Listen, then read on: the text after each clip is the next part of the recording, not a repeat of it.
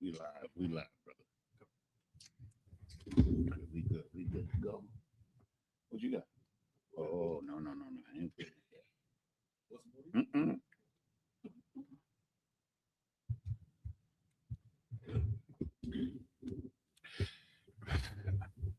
A shalom to Israel. Yahweh Bahashem, Yahweh Shai, Barakatham to all the brothers.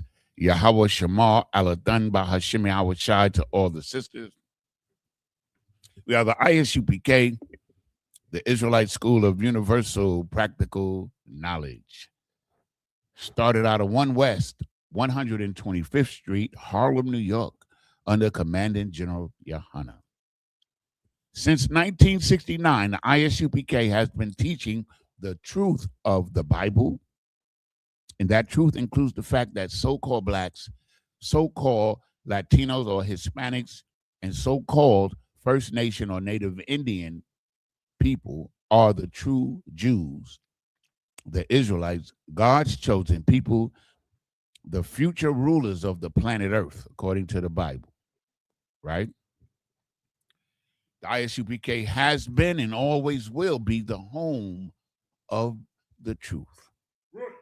This is it. This is the home of the truth. And we're not affiliated with any other Hebrew Israelites group, sect, religion, and thank God, thank the Most High for that. We're not affiliated. The truth stands on its own merit, and the ISUPK being the truth, we stand on our own merit. We stand by this Bible and every word in it. You understand what I'm saying? The home of the truth is simply that. Okay? Once again, shalom. I'm Officer of 1000 Yanazar here in beautiful Durham, North Carolina. You know, I love Durham, North Carolina. And the reason I love Durham is because Durham is not really considered like a really large city. It's like a medium-sized city, but from what I've seen, like Durham has, you know, the ingredients maybe on a smaller scale of larger cities. You know? Okay, so once again, I'm Officer of 1000 Yanazar. I'll be teaching a class tonight. And of course, when I teach a class, I always have a topic. You understand, to drive home a certain point as we educate one another and edify one another in this truth. You understand? To bring Israel back to God is the goal. That's the work. So let's see who we got so far in the chat. So far, and listen, y'all, what I notice is like we be getting the likes, but I mean, we be getting the views, but we don't be getting the likes. So please thumb up the video. That's right. Because the job, as I said, is to bring Israel back to God, to expose Israel, our people, blacks, Hispanics, and Native Indians, so-called, to the truth. And when you put those likes in, this improves the algorithm, meaning more people get an opportunity to view it, right? Okay, so thumb up the video, you understand? Give me them likes, if you could, right? Okay, so let's see. We're going to go up. We got Brother Deseron in the building. We got Trooper Yazakar in the building. Yabashim al Shabaraka thumb to those brothers. We got Sister Jasmine, and we got Sister Sapayar in the building. And we got Sister Nashama in the building. Yahweh Shema Alathan Bahashim Yahweh Shai. Thanks for tuning in, right? So as usual, and I'll say please, right? Baba Kosha in the Hebrew. If you have any questions, do not hesitate. We'll do our best to answer, okay? That's part of our responsibilities as teachers, okay? Okay, so check it out. Okay, so I'm just going to do a little political commentary real quick, and then we're going to get into our topic. And the topic tonight is the rich and Israel as the primary victim. That's the topic tonight, right? So before we get into that, we're going to look at what's going on in the world. And I know the people of Israel, people in Durham school, at least I can speak for, are fully aware of what's going on and do, stay alert and aware of current events in the world. That's part of our responsibility in the truth, is to be aware. And one of the reasons why I created the topic that we have tonight is because of what's going on in the earth. You understand? And the things that are going on in the earth will be brought out in this class, because the rich, right? The rich they lifted up their head. They've shown themselves and what they desire to do. And it's in accordance with what's in the scriptures. That's right. You understand what I'm saying? Like, the president of the United States, for instance, like, he has shown without a shadow of a doubt, to save his own skin, he'll sell his mama on 42nd Street with a green sign to save himself, because he has murdered hundreds and upon hundreds of people just to distract the world from the Epstein files. Now, today I saw a report where Clinton and Hillary Clinton, Bill and Hillary, good old Bill, he played that saxophone to fool all them Negroes. Right. And he's refusing a subpoena to testify because his name came up in the Epstein file. And I think, if I'm not mistaken, Hillary's name came up too. So they were subpoenaed or requested to testify pertaining to the Epstein file, and they have refused to do so. You understand?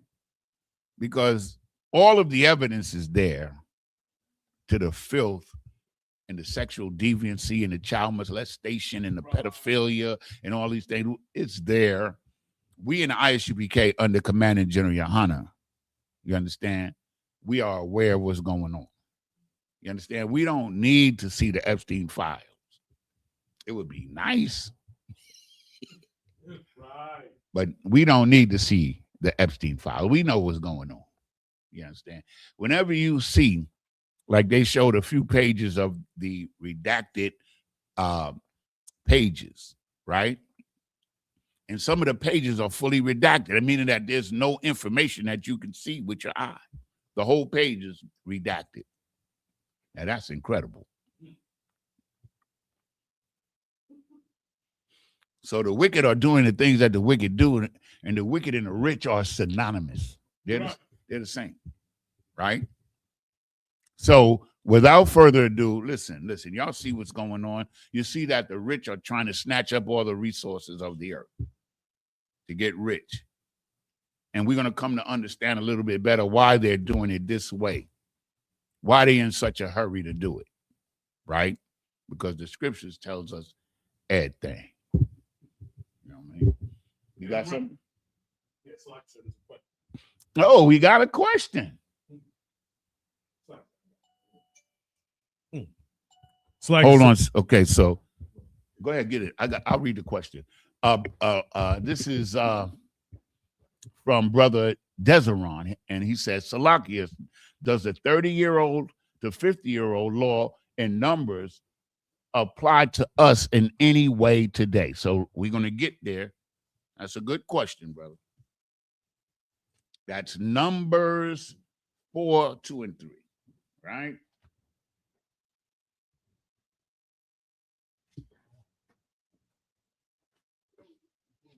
Hey, good to see you. Yabba Shema Shabbat. Numbers chapter 4, verses 2 and 3. So I'm going to read it in for time's sake. It says, I'm going to read verse 1. And the Lord spake unto Moses and unto Aaron, saying, take the sum of the of the sons of Kahath, from among the sons of Levi, after their families by the house of their fathers, from the years from 30 years old and upward, even until 50 years, all that enter into hosts to do the work of the tabernacle of the congregation. Verse 4, this shall be the service of the son of Kohath in the tabernacle of the congregation about the most holy things. Okay, so brother, what's happening here, brother, is that okay? So we had Yahweh Shem Al Shah, and this belongs to your rib too, if you want it. Salaki. So the question is, what's that? Oh, it's like oh, hey.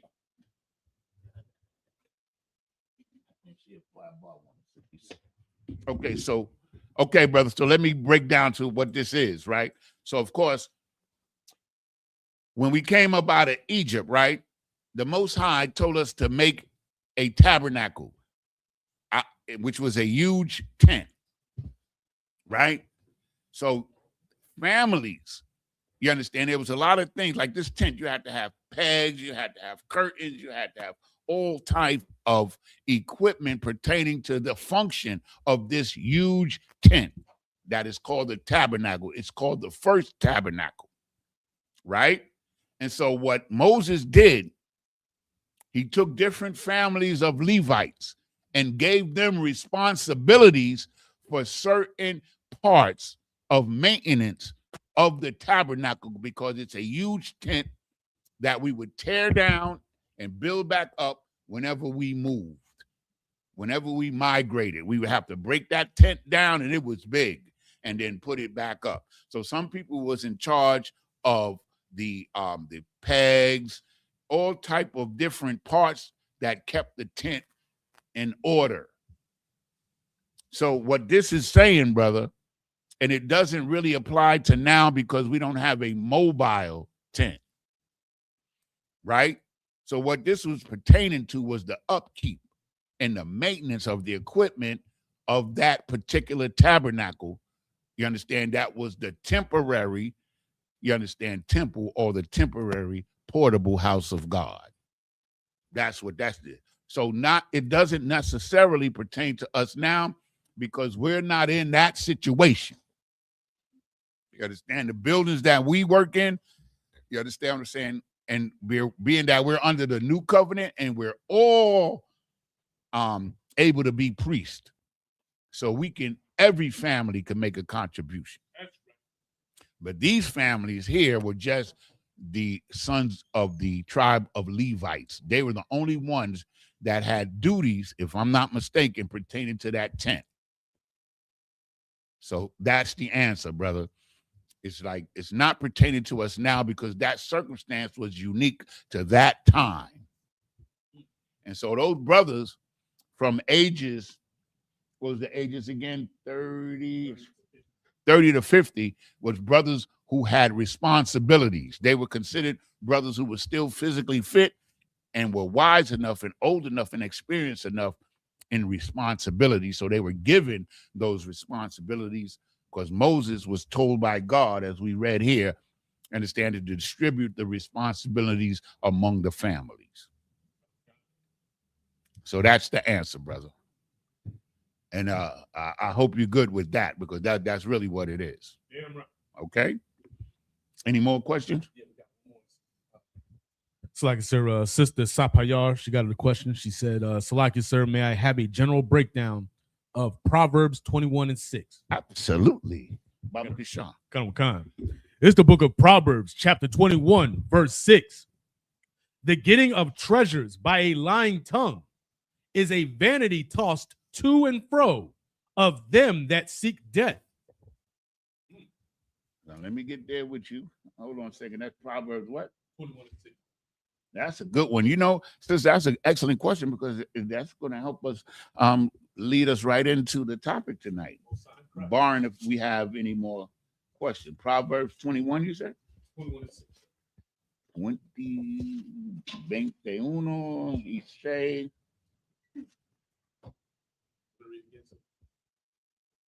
Read it again. Babakasha. Come. The book of Proverbs, chapter 21, verse 6. The getting of treasures by a lying tongue is a vanity tossed to and fro of them that seek death. Okay, so getting treasure, right? Treasure could be anything, right? It could be money, it could be property, it could be cattle. You understand? It could be anything. It could be a mate. Whatever your treasure, wherever your heart is, that's your treasure, right? So we understand what treasure is, right? Contextually, and depending on whatever you feel is treasure, whatever you feel is value. But it's saying, but getting it by lying and deceit is vanity, meaning it's useless. Right. You understand? Keep that in mind. It's useless. It has no value if you lied and deceived to get it. You understand? We have a law, right? Where if you have a property and your property, like my property borders Maya Shah's property, and then we have a dividing line or a fence, and then I come and move the fence and take some of Maya Shah's property, that's a sin. Right. That's deceit. I've increased my treasure because I'm a farmer and I got land. Now I've increased my treasure by deceit. Understand? And lying is deceit, right? Lying is deceit. So if you acquire, like the way America has acquired Venezuela and murdered all of those little fishermen on those boats and didn't produce an ounce of drugs, but murdered those people and then came out and admitted that it was for the oil, right? That's gaining, right? Getting treasure by lying tongue. Vanity to and fro of them that seeketh death. Meaning, it's like the Most High sees everything. The Most High sees all of this, man. He knows what you're doing. You're like the wages of sin is death. So you just, adding to your death. You're adding to the probability, you understand, that you're going to die under the punishment of the Lord. Under the punishment of the law because you're wickedly gaining. And we're going to this is a good question, sis, because this is what we're going to bring out in our subject matter tonight, right? So the getting of treasure by lying tongue is vanity, tossed to and fro of them that seek death. Tossed to and fro means like they don't give a damn. Right. That they're doing it. They just want to get it. And today we see so many instances of this in the rich that lead us, the rich that oppress us. We see this all the time. You understand? They had a cat. I was watching him today. I can't think of his name, but he's the cat they found. They busted him with the 50 G's in the bag. The FBI busted him. Y'all ain't see that? Damn. They busted him with 50 G's. He's taking a bribe because he's promising to get these contracts for these businessmen in the Trump administration. They caught him with 50 G's, and he was terrible. Oh, I didn't do anything wrong.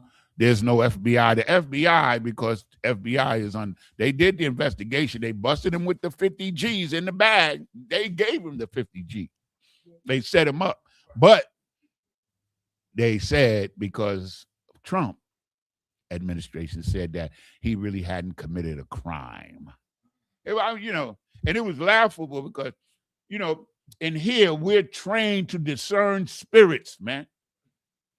That nigga was lying. That's right. And that should be, it was funny. That devil was lying, man. And you could see it, man. Everybody that was watching knew he was lying. But he was trying to gain something by deceit. I forgot what his position was. He had a position in the Trump administration, He got busted with the 50 G's. He had enough nerve to come on, was it CNBC today, and talk, and the woman was interviewing him. But all in all, with all being said, this is what they do. This is what they do. And we're going to get into the psychology of it. Sister Nashamar said he was lying through his teeth. She must have seen it. He was lying. Sister Sapayal also asked, can it be a status or a position? Say again? She asked if it can be a status or a position. It could be both. Like with him, it was his status and his position to make it happen. He was in position to grant these contracts, just like Trump was in the position to send the military under false pretenses. Understand? So it could be both. So I see the brother here, Desron, has another question. Give me Leviticus 5 and 15. You got it? Read it. Come. The book of Leviticus, chapter 5, verse 15. If a soul commit a trespass and sin through ignorance in the holy things of the Lord, then he shall bring for his trespass unto the Lord a ram without blemish out of the flocks, with thy estimation by shekels of silver, after the shekel of the sanctuary, for a trespass offering. That's Leviticus 5 and 15. Okay. Let me get there with you, bro. I understand what he's asking.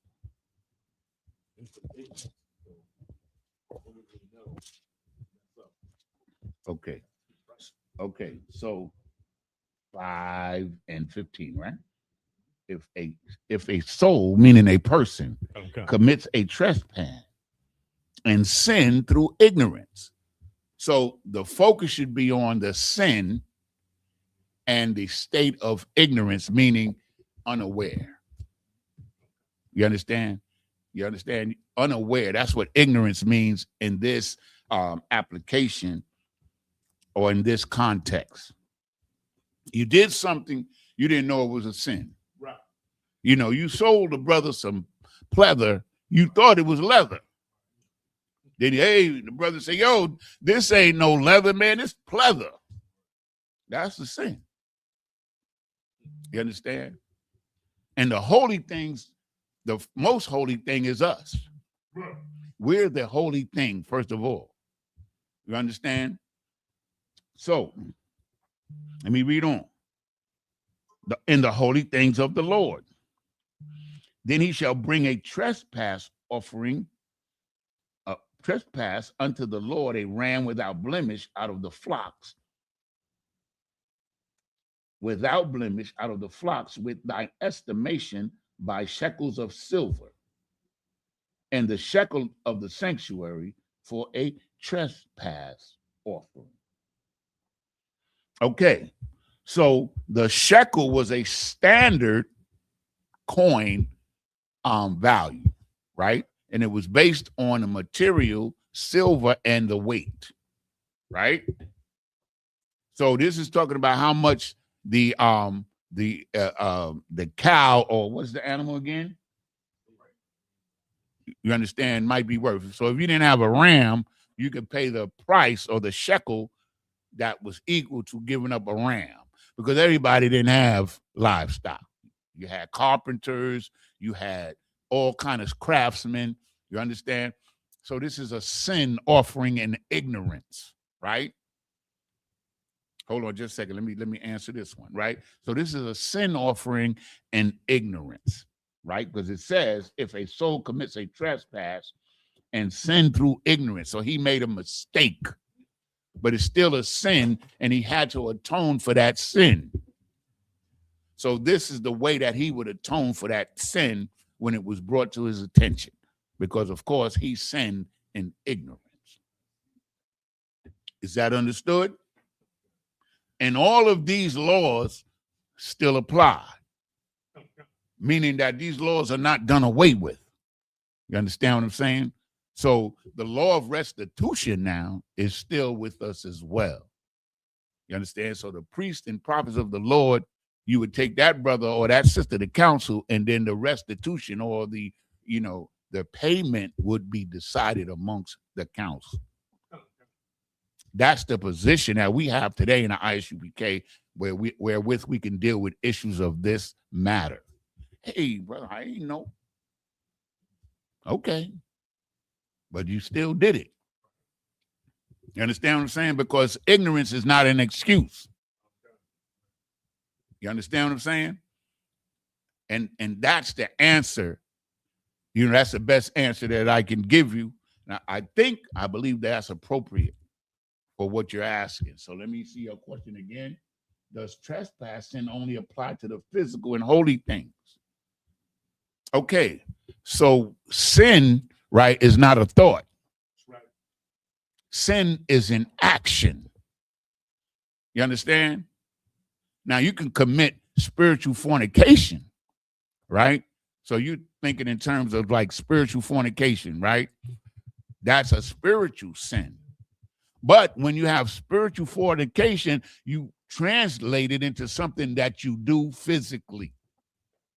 It's not just a thought. Sin is never a thought. Sin is a choice followed by an action. Sin is an action, not a thought. Because I'm pretty sure that all of us have had some kind of wicked thoughts in our minds. I know I have, even since I've been in the truth. But I didn't do it. So sin is a thought. I mean, an action is not a thought. So sin would apply to your actions, which bear witness in the physical. It bears witness in the physical. All sin is something that is done by man. When those brothers committed spiritual fornication, they did something that showed they did something in the physical. That soul did something in the physical, or it manifested in the physical. Thereby the sin was committed. Understand? Okay. Any more? Most High in Christ. That's what I'm here for. And listen, I love answering questions because that's the edification of the nation, man. When you was in school, people ask questions. You understand? And that helped the whole class learn, right? The same thing here. And there's a scripture that says if you're a teacher, you're a student too. It says it, I'm paraphrasing. Come on, brother, give me what you got. Pass him the mic there. I know that it's unlawful to sell your brother pleather instead of leather, right? So is it unlawful if you sell the heathen leather instead of leather? Deceit is deceit. You know what I'm saying? Like, okay, so yeah, there's instances like we could sell certain meats, like animals that die of itself, we could sell it to the heathen, right, and not to us.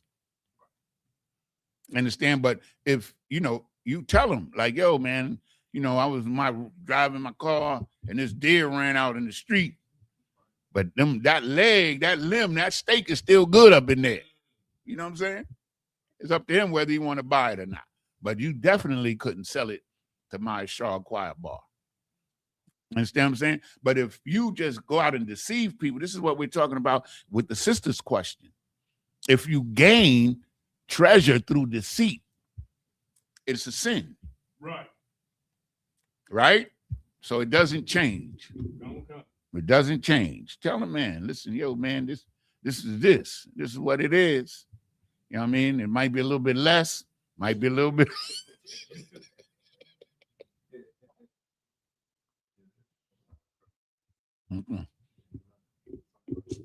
Most High in Christ. We do our thing here in the ISUPK under Commanding General Yohana. Let's big up Commanding General Yohana, man.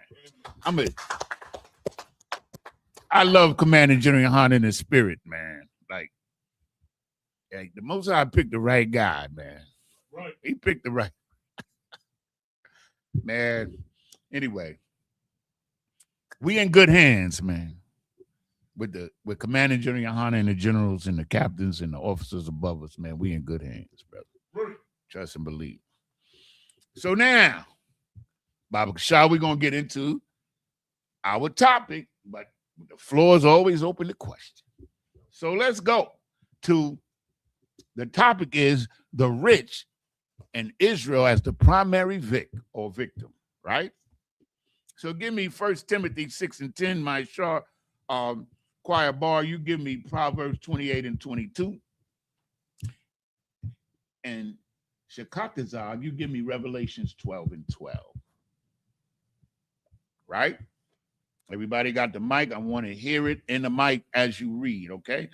For the audience, once again, I'm going to ask everybody that's watching, thumb up the video. Let's get them likes. It improves the algorithm. That's right. Okay? So we want as many people to watch as possible because they're getting that good stuff in these classes, man. Damn right. Come on, read. Come on. It's the book of 1 Timothy chapter 6, verse 10. For the love of money is the root of all evil. See, when we growing up in the hood, the love of money money is the root of all evil. They leave out the love part. Right. You understand? And this love is like the lust, the desire for money is the root of all evil. Meaning that 90%, 99% of the evil and the wickedness done is because the motivation to acquire wealth. You understand? It's about money. Then you have evil desires pertaining to lust and things like that too. And the lust of violence and all of those things, right? Like Jeffrey Dahmer, he lust to eat people. Was he the guy that was eating the people? Yeah. So he had a lust to eat people. You understand? Yeah. Come on. I was gonna say Africans eat people too. Yeah, man. I heard they eat with the albinos or some shit like that. I don't know, man. I don't know, bro. I gotta get. Nah, I ain't see the video. Send me the video. I heard that they ate albinos. Man, well, we are not Africans. Damn right. Because we ain't eating no people at all. Okay, so the love of money is the motivating factor in crime and in evil. Damn right. The majority of the time. That's what it's saying, right? The love of money, not money. There's nothing wrong with having money. Right. It's how you get it, and that's what we're going to bring out as well, right? That's the point, right? Damn. The love of money is the root of all evil. So now, who's holding Proverbs 28 and 22? Choir bar? Come on with it. I'm kind of Salakia, real quick. So if you love money in the way that's you committing adultery, right? No. Like you Like, idolizing the money. What did we say about sin? It's an action, right? Right. It's how you get it, the process. Money is an inanimate object. It's not good or bad. It's how you use it and how you get it. Mm-hmm. Okay, so the love of money. Who doesn't love money? Raise your hand if you don't love money. But what are you willing to do to get it? That's the point. I'm not going to sit up here and lie and say, I would love to have money, more money. Hell yeah. But I'm not, my work and my life is not to acquire money. That's not the focus. That's right. So the focus becomes evil because you're willing to do anything to get it.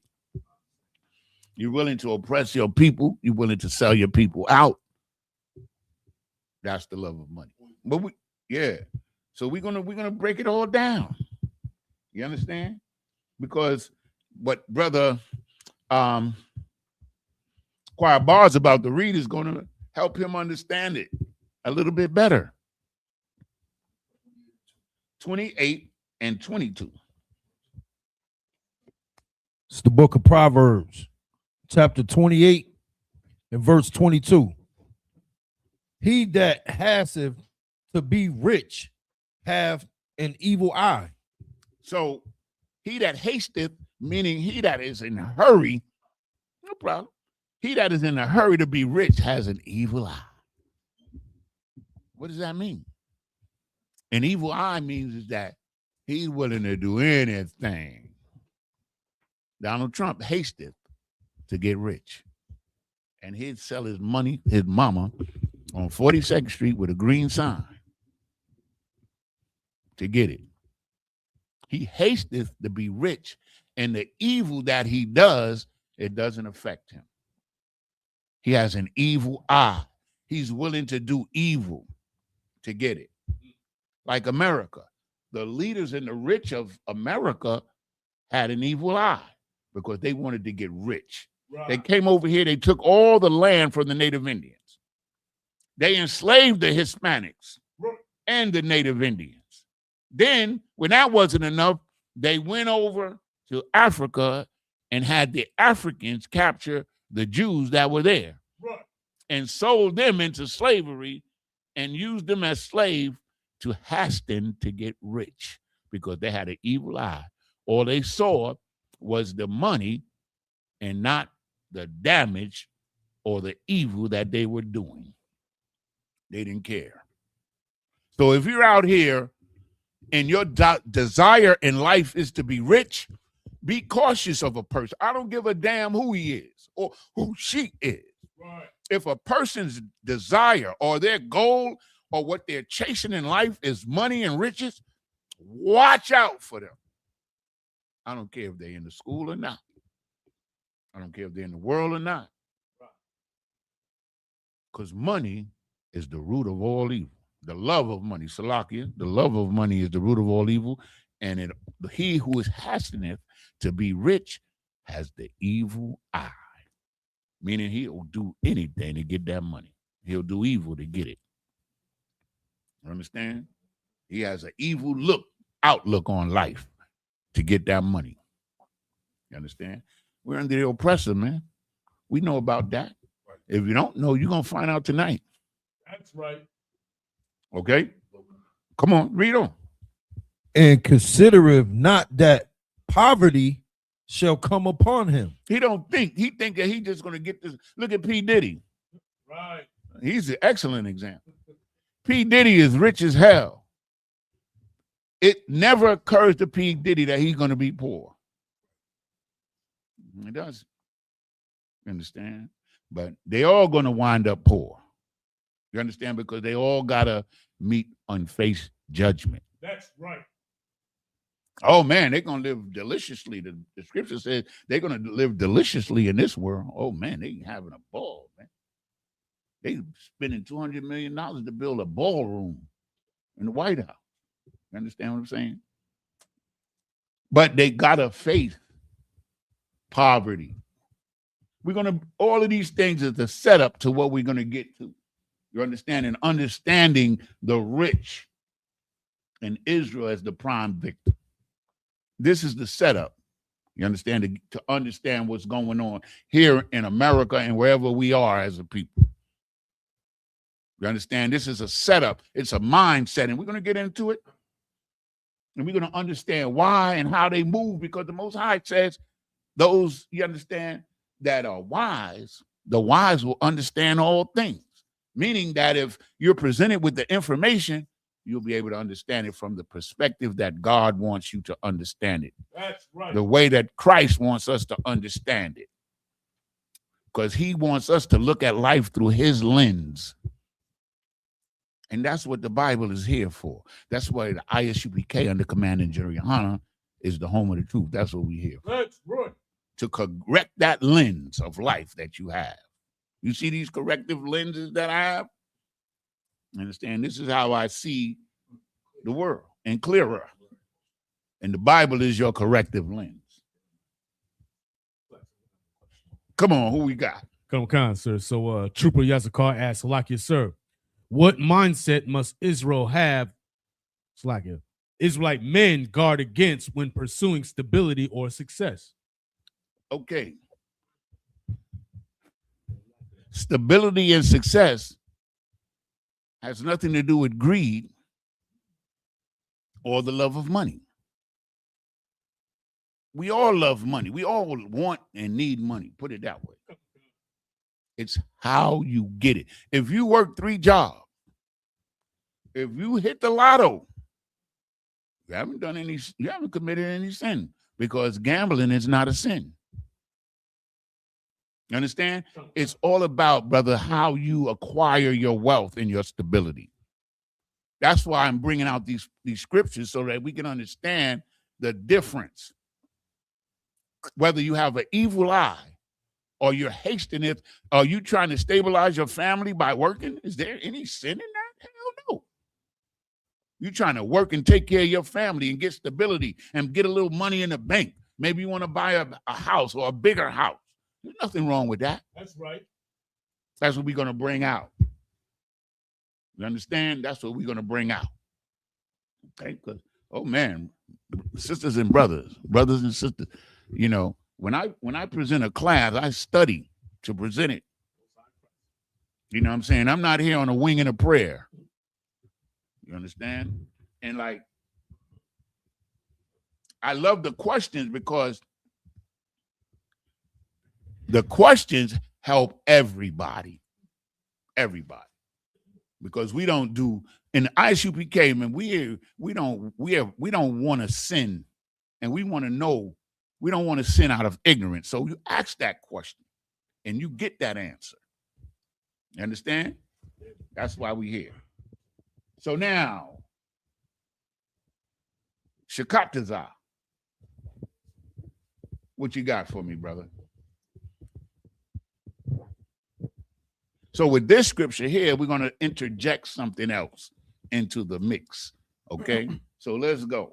This is the book of Revelations, chapter 12, verse 12. Therefore, rejoice, ye heavens, and ye that dwell in them.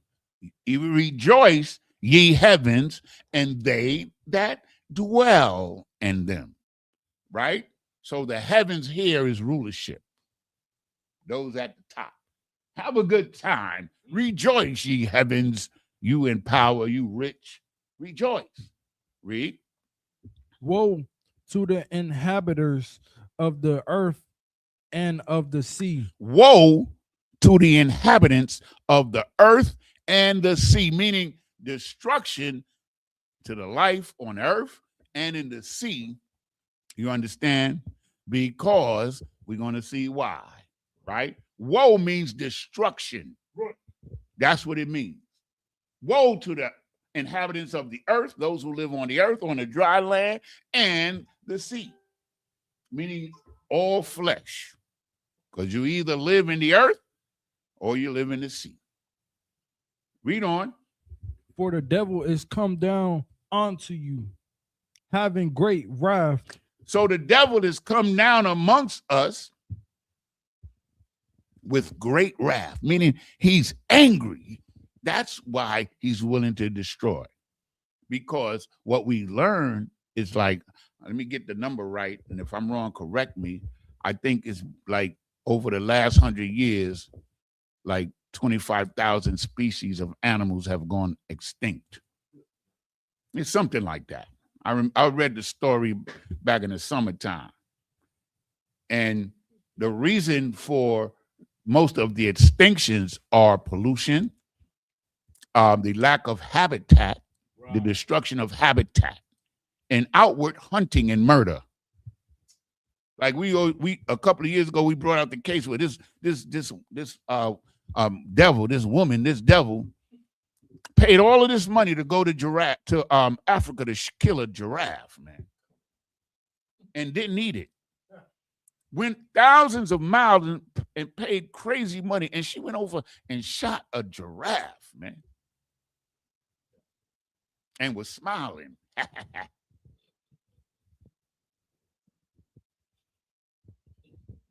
Now I can understand, and giraffe meat is lawful.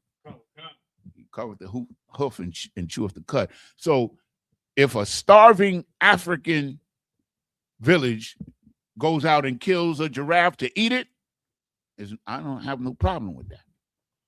But for a rich woman to pay thousands of dollars to go and take a gun and shoot a giraffe, that's crazy to me. Right.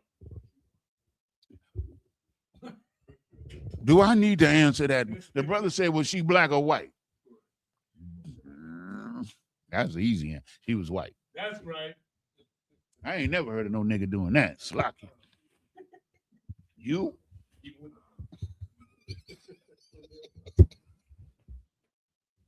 So read on. There's more.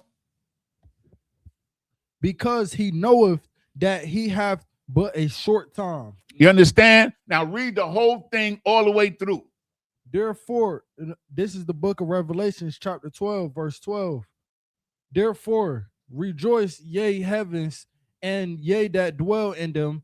Woe to the inhabitants of the earth and of the sea, for the devil is come down onto you, having great wrath, because he knoweth that he have but a short time.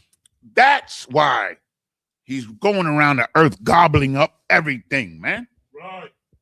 He knows his time is short to do it. And I'm going to prove it even further, you understand, according to what God tells us about him. He's angry because he doesn't have enough time to rob you more. He doesn't have enough time to enjoy the riches that he's stolen through ill-gotten gains. So he's angry about it. He's angry because he didn't have enough wisdom and enough sense, you understand, not to be wicked. He's angry. He's in wrath. Another question. Officer, Slacky. Trooper Yazakar asked another question. Slacky, sir. Who are the heavens being told to rejoice, and who are the inhabitants of the earth and sea? Okay, brother.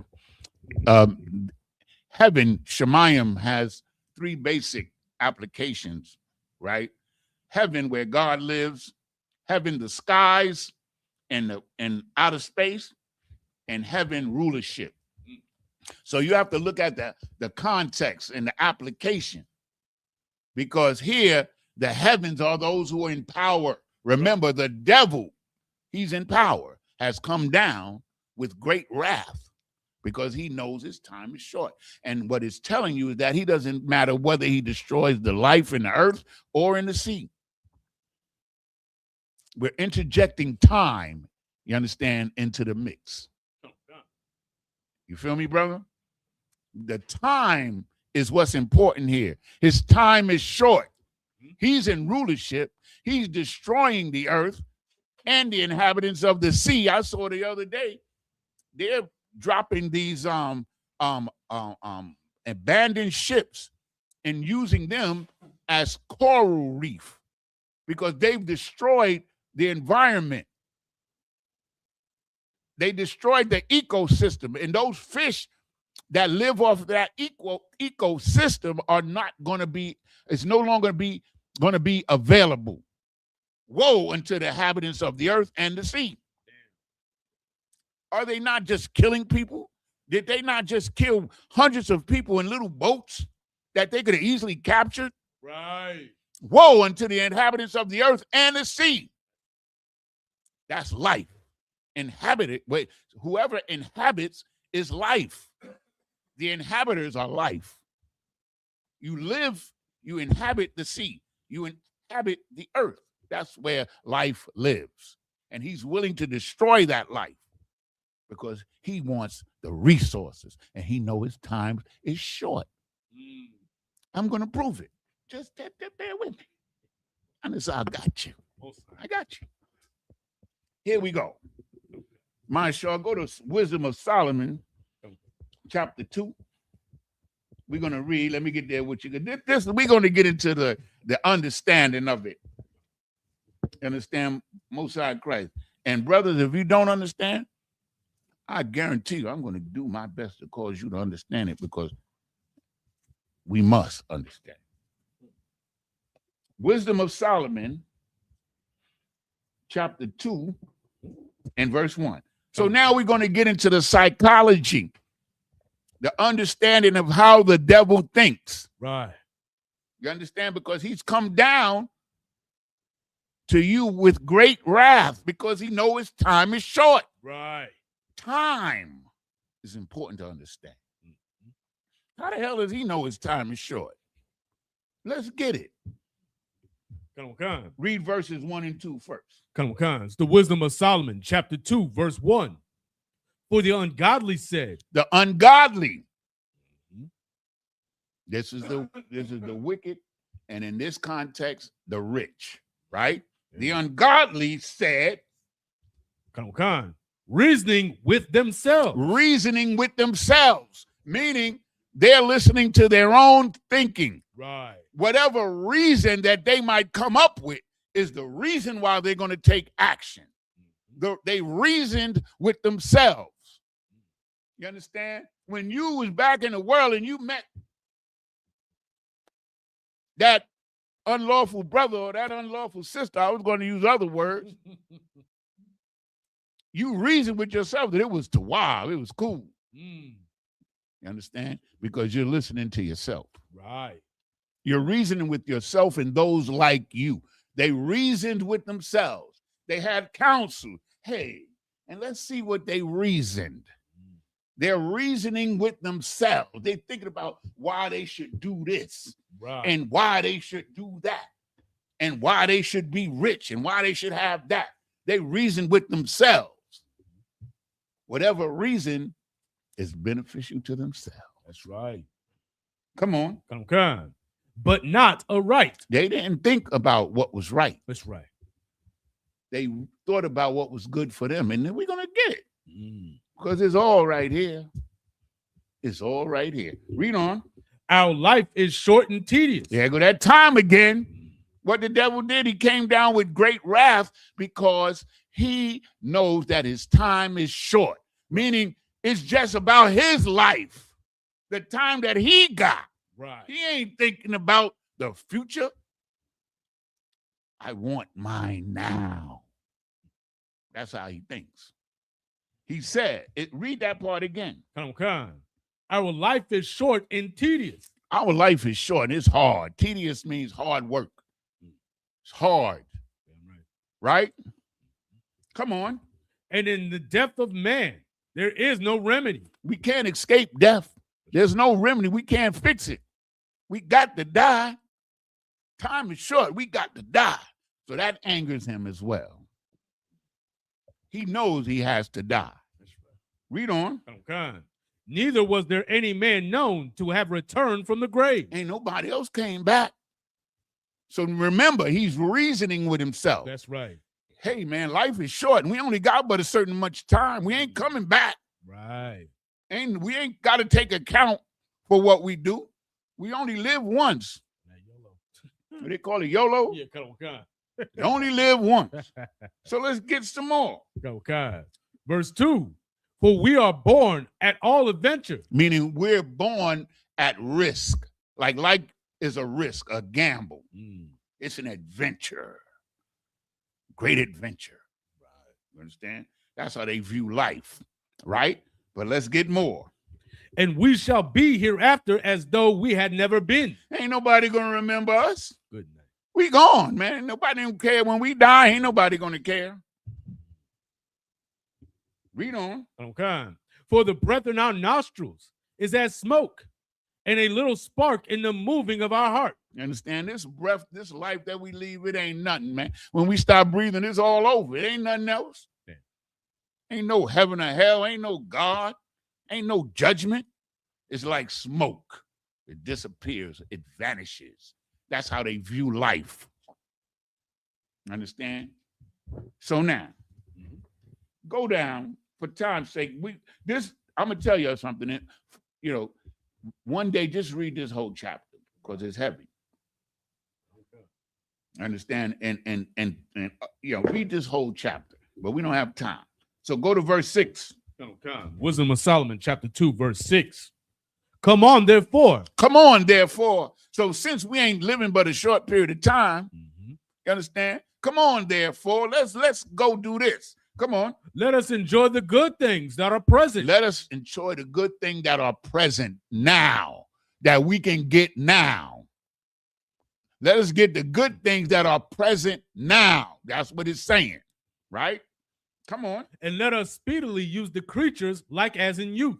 Let us speedily use the creatures like as in youth.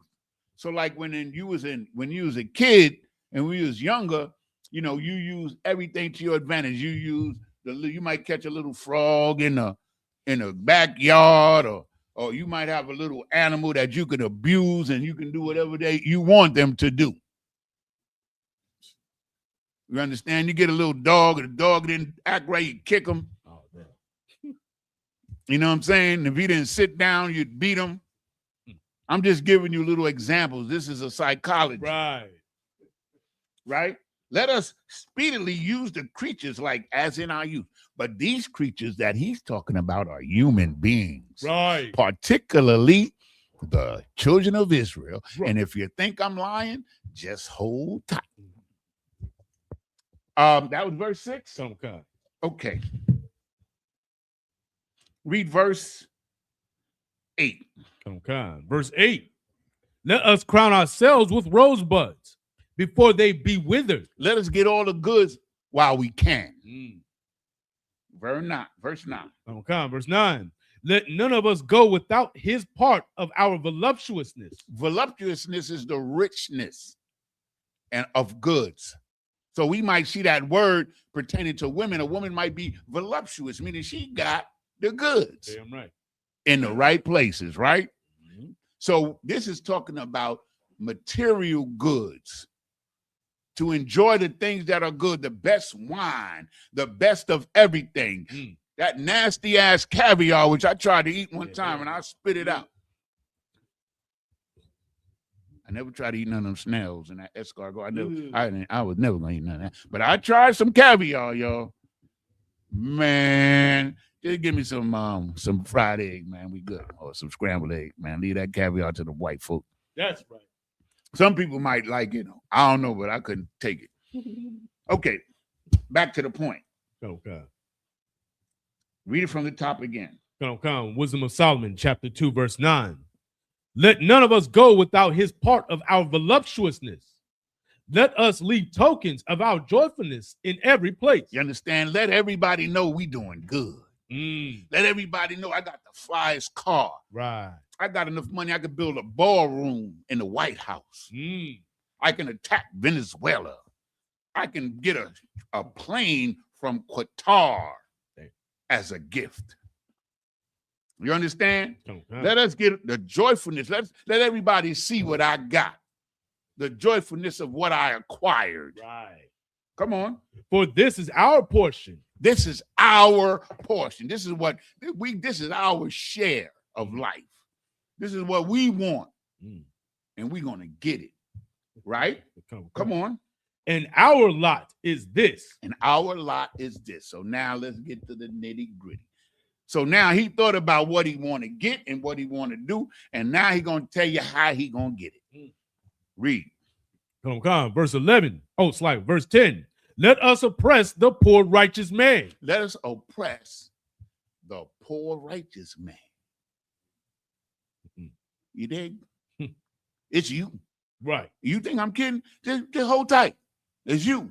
It's blacks, Hispanics, and Native Indians are the primary target, and he's going to say it. Right. Let's go. Read on. Come. Let us not spare the widow. Don't spare the widow. That old woman, she got a house. Her husband dead. We could get that house. Good night. The Sadducees and the Pharisees was doing it during the time of Christ. Robbing widows, man. That widow, her husband is gone, and she taking care of everything by herself. She's a victim. She's an easy victim. Just like today.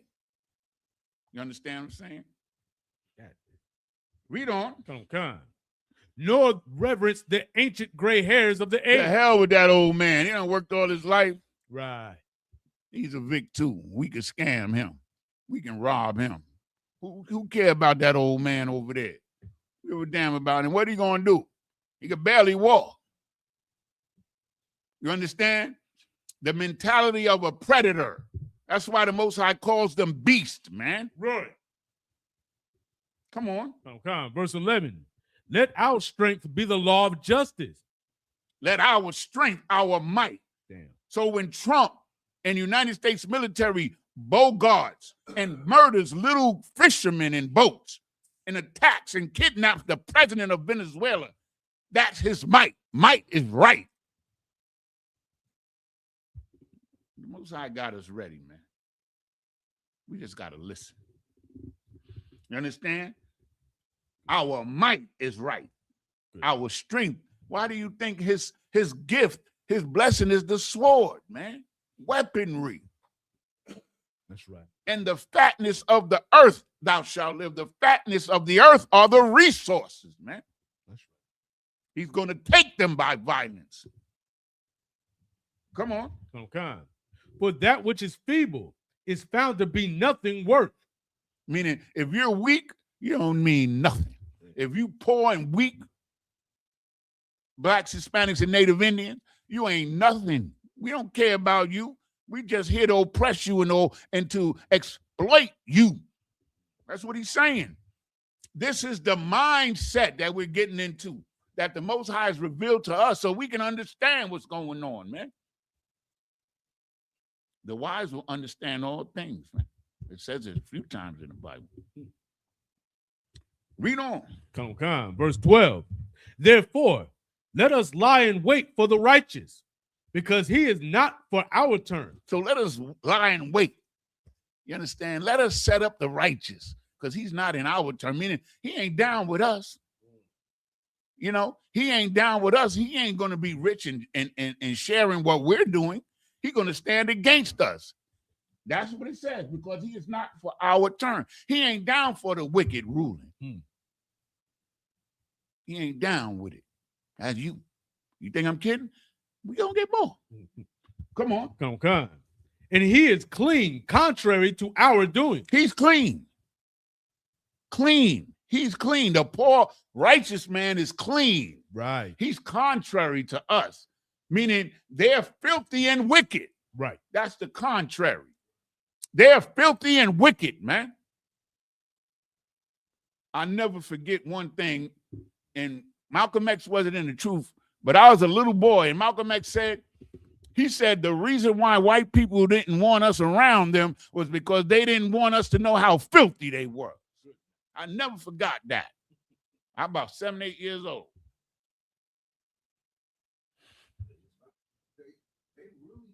It's a filth, you know.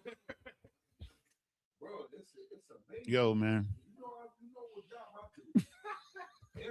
Come on, man. Come on, get the mic. Salakia, sir. You know what job I do. Like it's amazing how dirty these people are. Really dirty. You know, they live in nice houses and all this other stuff, but yo, somebody else got to come clean it up. Yeah, they filthy. They filthy. They nasty, man. That's what I'm talking about. So you think that we could see it in the Most High can't? Right. He made them.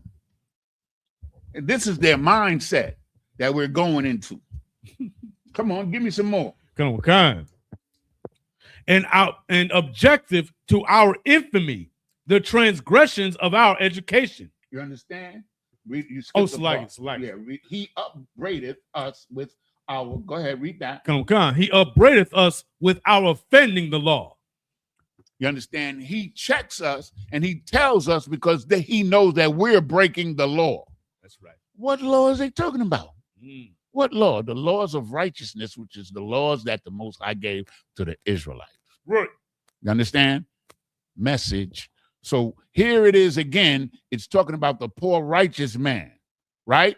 Okay. But we're going to seal the deal in a couple of more verses. Come on. An objective to our infamy, the transgressions of our education. Now that's heavy. He says an objective to our fame, our position, our time to rule, our infamy, Rome, the great Greek Empire, Rome, Germany, America. Their infamy. That's all they teach. God is white. God is white. Jesus is white. David is white. The Israelites are white. That's his infamy. It's a lie. You understand? and the transgressions of our education. Meaning, the righteous man knows that they're not teaching you the truth. Right. That the education that they're teaching us is evil and wrong and is lies. You understand? You starting to get it? The righteous man knows these things because oppression maketh the wise man mad. Right.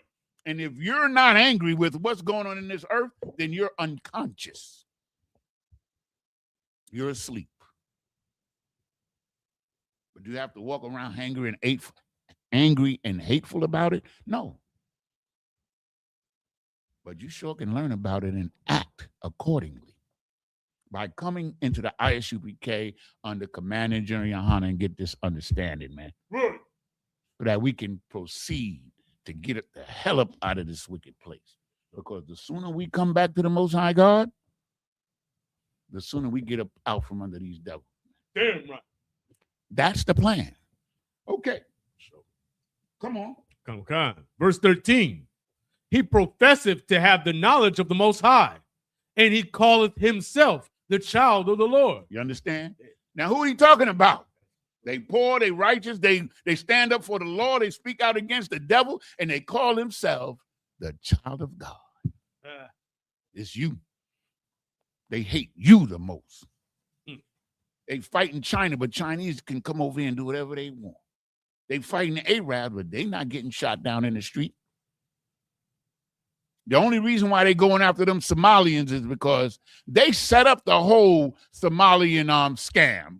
You think that they was letting all that money go through there without some white people being in charge of it? Then you don't know America.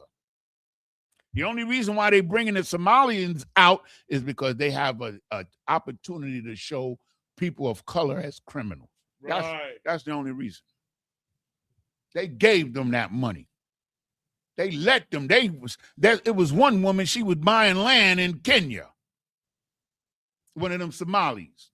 You think they didn't know about that? So we get in the mindset, right? So come on. Come on. Verse 14. Read that last part again. Come on. And he calleth himself the child of the Lord. We're the child of the Lord. You understand?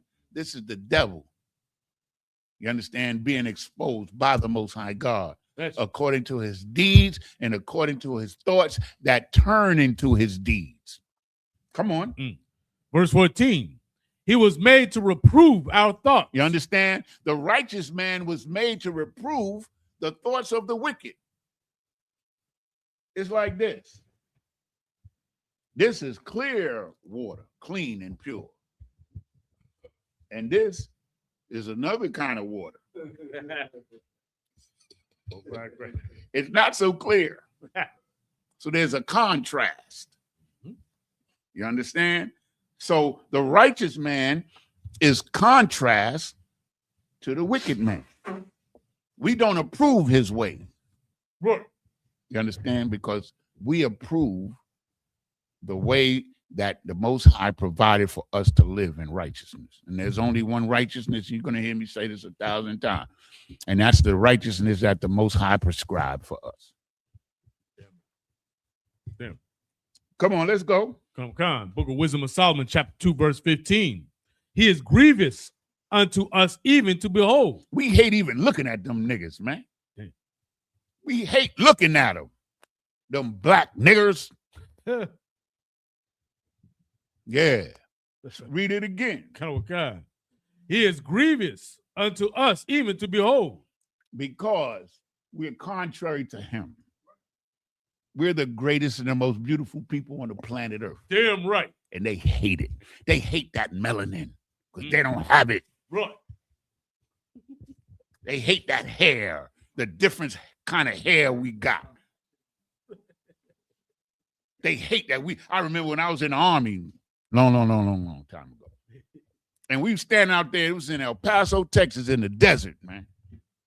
And we standing out there in the sun. And I'll never forget it. Them devils was dropping like flies. They couldn't take it. And the brothers, we out there sweating. But I ain't seen not one brother fall out.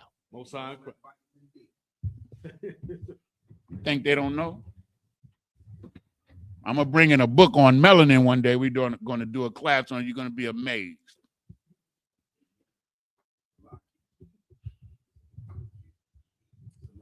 More than we need them. That's Salakia. That's why they got all the blood banks and everything in our neighborhood. Yeah, to get your blood. Mm. Like and right, the brother just brought out something heavy. He said that most of the blood banks are in our neighborhoods, and most of the donors donate because of poverty. Who's poor? You. Mm. And I saw there's a big case about I didn't write it down. I'll be seeing so much stuff I can't always remember about how they were selling the organs of these prisoners without their families knowing. You saw it? I didn't get the whole story. I should have got the whole story. They're like people that is in prison and they die, like the prisons and the doctors are stealing their organs and the family's not okaying it. That's the devil, man. That's the same man that circumcises a little boy and sucks his penis, man. I call it ghoulism. That shit crazy as hell. Yeah, you think a nigga doing that? Boy, man, hey, I'm gonna tell you something. Now we read the Bible, right, and we see all the sins of Israel. Israel ain't never did that. We ain't doing that. We ain't cutting the skin off foreskin of a penis and putting it in our mouth. Lord have mercy, man. They were in New York. This happened back in the early 2000s when it came out in New York City, and they were giving those little children herpes. Man, you can look it up. Stories right there on the internet. And you know what happened? Their power is so great in New York City that they had to change the statute and the ordinance in New York City that allows them to do it. I was there. I remember it was a brother and a sister that brought out the lawsuit. And they used to have a newspaper in New York called the Black American. They destroyed that newspaper.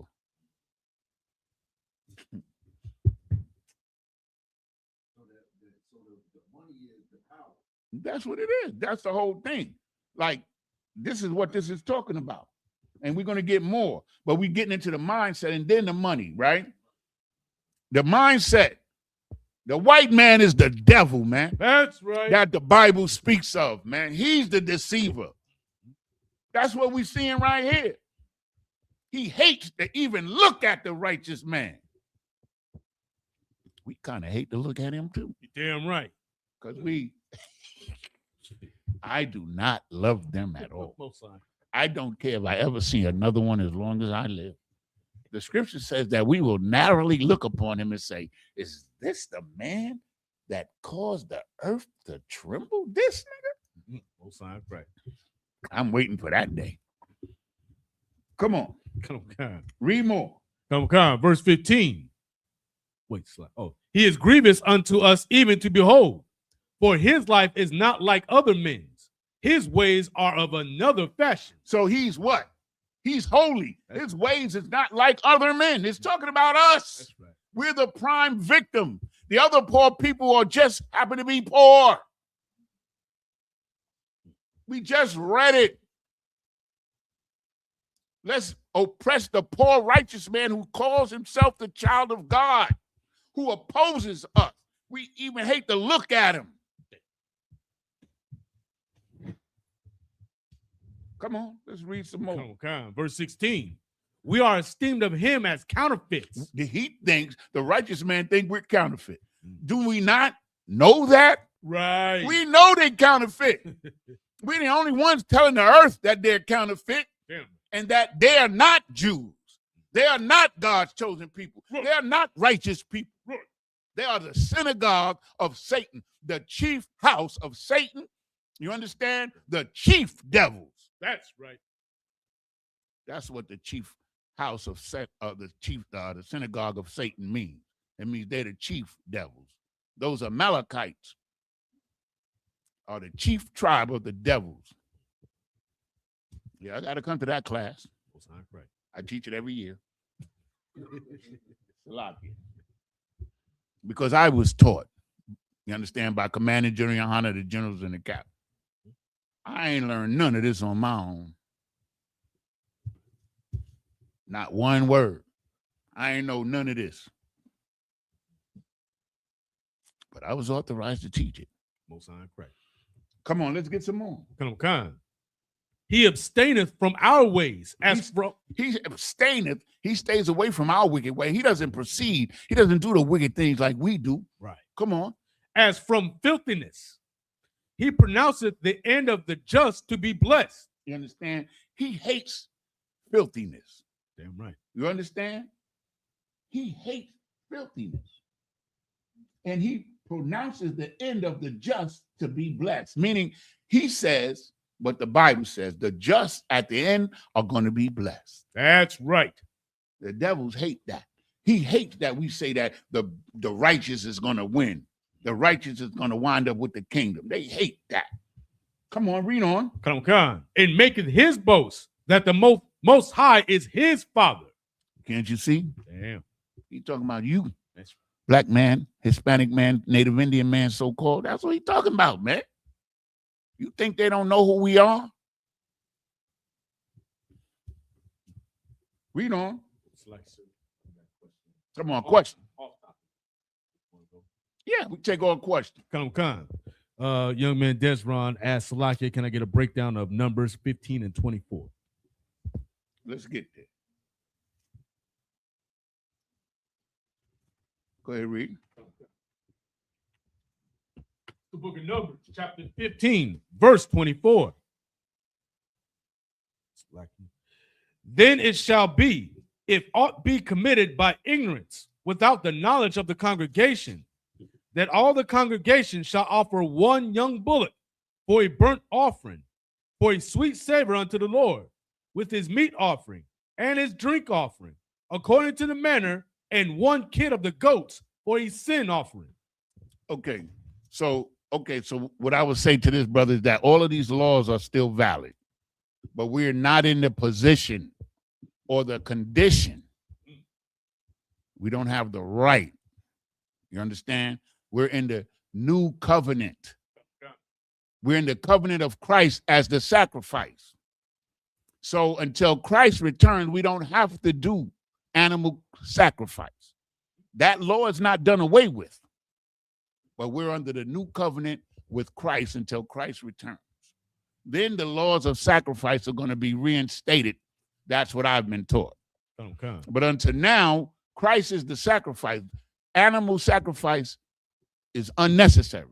Right. Christ is the sacrifice. And you can read about that in Hebrews. We do a class on that as well. Hebrews 9. Right? So we do not have to be concerned with animal sacrifice. But what we do have to understand is the law is not done away with. That's right. And so once we get the kingdom and we're in authority, then we're going to go by the law. Okay? Right. So the law is still in effect, but look at the circumstances and understand what the new covenant with Christ is. By means of death for the redemption, give me Hebrews 9 and 15. Bob Kishah, I want you to read that. To understand. Because we read the Sabbath service, we read these laws and we break them down. But they're not actually applicable to the condition that we're in today. Come. You understand? You got it? Come. So understand this, my brother. It's the book of Hebrews, chapter 9, verse 15. And for this cause. And for this cause, for this reason, read. He is the mediator. Who is the he in this? Christ is the mediator, the go-between between the Most High and Israel. Read.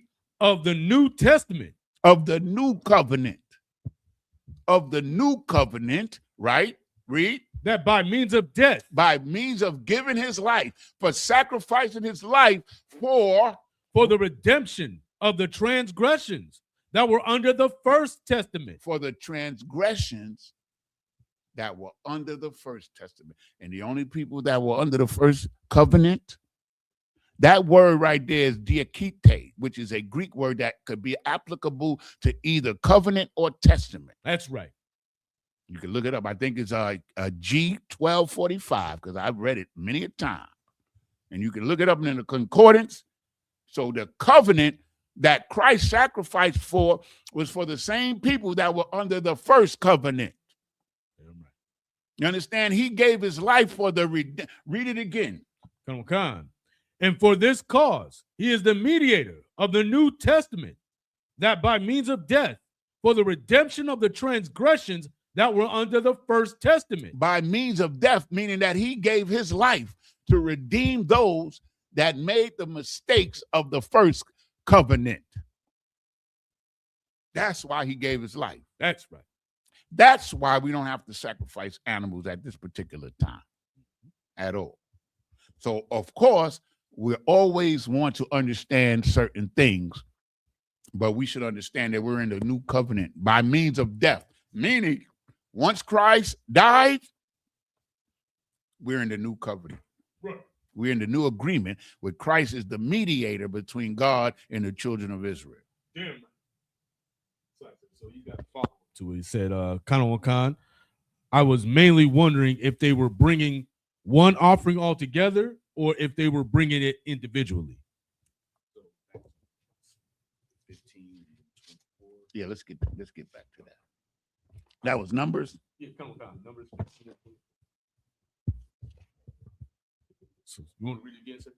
Yes. Khan. Book of Numbers, chapter 15, verse 24. Then it shall be, if aught be committed by ignorance, without the knowledge of the congregation, that all the congregation shall offer one young bullock for a burnt offering, for a sweet savor unto the Lord, with his meat offering and his drink offering, according to the manner, and one kid of the goats for a sin offering. Okay, so it says, without the knowledge of the congregation, that the congregation shall offer one young bullock. You understand? So we all enter into the kingdom one at a time, right? So we offer our sin offering or whatever offering we have together, but we're doing it one at a time. You understand? It says, this is what it says. It said, this is what verse is it, 24? 24. Okay. Then it shall be let's get context. Even all that the Lord hath commanded you by the hand of Moses from the day that the Lord commanded Moses and henceforth among your generation. If ye have erred, meaning this is in ignorance, if you make a mistake, that's what ignorance applies here, is that you didn't intentionally sin. You understand? And then the congregation finds out. So the congregation, right? Oh, let me see if I can get that out. Salakia. I do that sometimes. Here we go. We back in the scene. Mm-hmm. And it's good to understand these things, brother. But, I'm just trying to make it like understood. Like, I'll answer all your questions, but animal sacrifice, right, is really not important right now. That's the point that I'm trying to make. If you got a question, I'll do my best. If the answer is not sufficient, then I'll pass it on to Captain Nathok or Offside Rock or somebody above me. But animal sacrifice, you understand, is really not important right now because we're not responsible for it. That's why I read Hebrews 9 and 15. Right? And it's the law is the law, but we are presently in the new covenant. We're under Christ, and Christ is the sacrifice.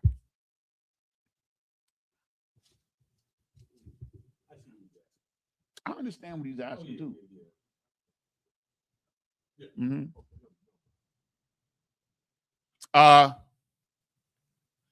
The congregation, okay, the congregation is the people, right?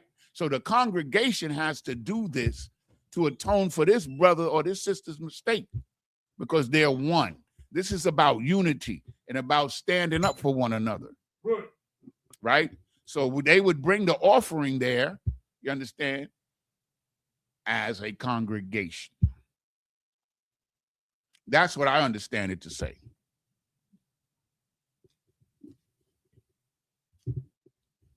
Baba Kashab, continue to read, brother. Yeah, Wisdom of Solomon. I think we was at verse. No, we read 17. Because we read, and he maketh, and his boast that God is his father.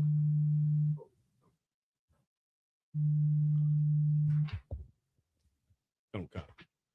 The book of Wisdom of Solomon, chapter 2, verse 16. We are esteemed of him as counterfeits. He abstaineth from our ways as from filthiness. He pronounceth the end of the just to be blessed. It maketh his boast that the Most High is his father. So once again, this is implying that he's talking about the children of Israel. Okay. You understand? The righteous man who claims to be the chosen of God, God's children. Mm-hmm. Read on. Okay. Verse 17. Let us see if his words be true. So that's heavy. He's saying, let us see if what the Most High told us is true. Let us see. Let's test him out. You understand? Let's test this righteous man. Let's see what he's really about. Mm-hmm. Let's put drugs in his community. Right. Let's make a system of poverty for him. Right. Let's call him a black nigger. Right. Let's call him a Hispanic, a wetback. Right. Let us call him a savage. Good night. And destroy his land and take everything, his culture, his land, his honor. Let's test him. Good. Come on. Okay. Verse 17. Let us see if his words be true. Let's see if the things that his word, when they say his word, is talking, because we're saying the word of God. So let's say if these things that he's saying is true. Let's see if it's true or not. This is the devil. This is the devil getting ready to put it to us. Good night. Come on. And let us prove what shall happen in the end of him. You understand? Let's see what's really going to happen to him. Good night. Let's see if we could really destroy him. You understand? Read on. Okay. Verse 18.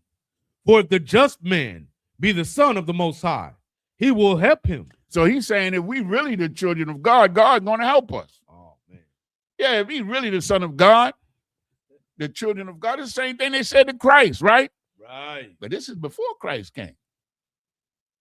You did? Mm-hmm. So they saying, let's see. Remember when Christ was on the cross? And they said, well, if you're the son of God, take yourself down from the cross. When Satan tempted Christ, they said, throw yourself off the building and see if the angels will save you.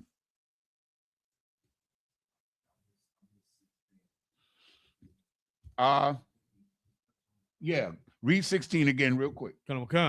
Verse 16, we are esteemed of him as counterfeits. Meaning we look upon him as being counterfeit because he is. That's right.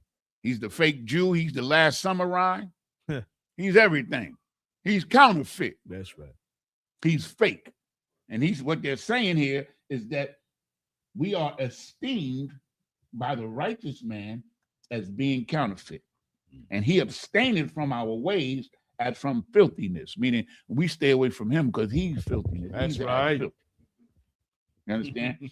He pronounced the end of the just to be blessed, meaning that the righteous get the blessing at the end. That's right. And maketh his boast that that God is his father. And we say that every damn day. Damn right. When you say you're the children of Israel, then you're saying that God is your father. So he's saying that, okay, he pronounced the end of the just to be blessed. What does that mean, the end of the just? Who's the just? The just are the righteous, right? Mm. So that our end is the kingdom. Right. Our end is the kingdom. That's the blessed. Right. So what we're saying, what the devil is saying, that's what we say. That's right. Oh, okay. So now they're going to, when we get to the next verses, they're going to say, we're going to test and see if this shit is real or not. That's what they're going to do. That's why the title is The Rich and Israel as the Prime Victim. Right. Because all of these things that he's talking about, all these victims that they're speaking of in these verses are clearly us. Oh, God. We're the children of God. We have the scriptures. We have the word. We have the righteousness. And we're the only ones that have ever stood up against him for righteousness' sake. That's right. Yeah, that's what he says in verse 17. Let's see if his word is true. And let us prove what shall happen in the end of him. Sure we do. Let us, you understand that? Damn It right. says, let us prove what shall happen in the end of him. Meaning, let's see if we can kill him. God.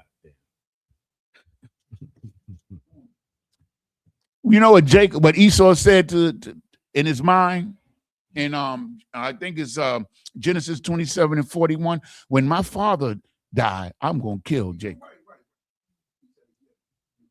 That's in his mind now. Right. You understand? But they love murder so much. They sometimes, like, they so bloodthirsty, they kill their own. Like they killed that white woman in Minnesota. Right. Everybody's seen it. He didn't have to shoot that woman. I don't give a damn about white people, man. That was some evil shit to shoot that woman like that. That's right.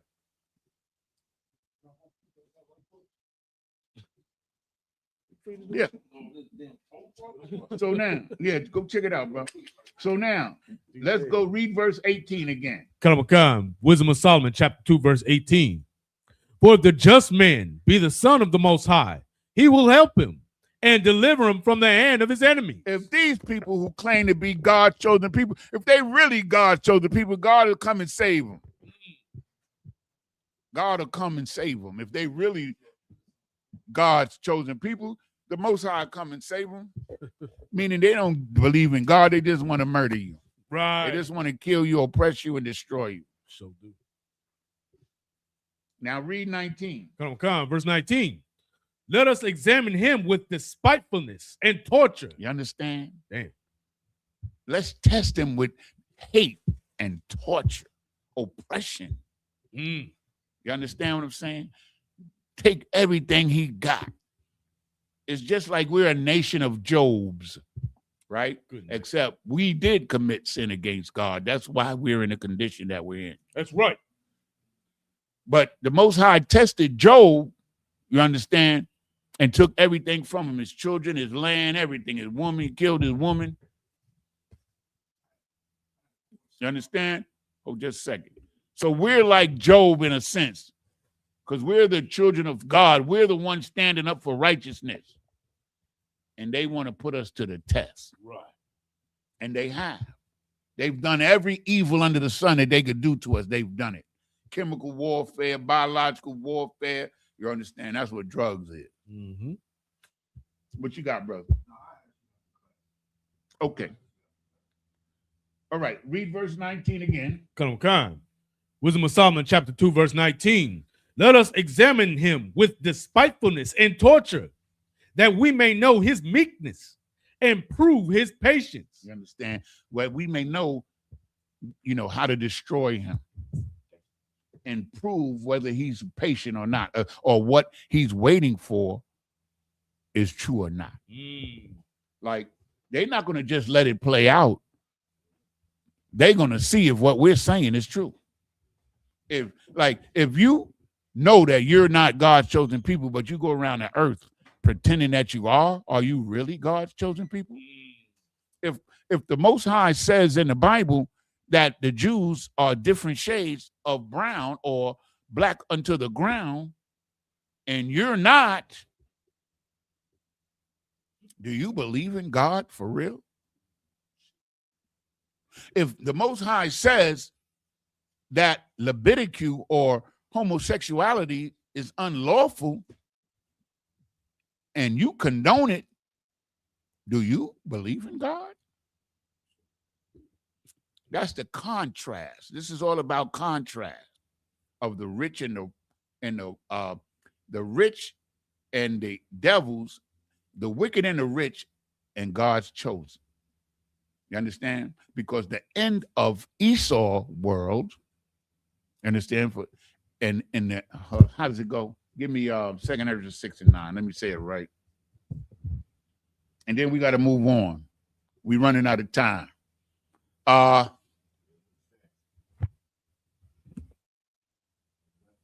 you stay there. You stay there because we're going to read 2 more verses here, and then we're going to move on. The topic tonight is the rich in Israel is the victim, the prime victim. It's the book of 2nd Ezra, chapter 6 and verse 9. For Esau is the end of the world, and Jacob is the beginning of it that followeth. Meaning simply that when they time to rule is up, which is coming to the end now, it's our turn to rule. And this is also in the respect of time. He knows his time is short, man. He knows that his time is short. His time running out. And he knows it. So what he's going to do, like Commanding General Yohanan said the other night, he want to gobble up everything as quick as he could. The general just said that Monday. They want to gobble up everything as quickly as they could. And that's what they're doing.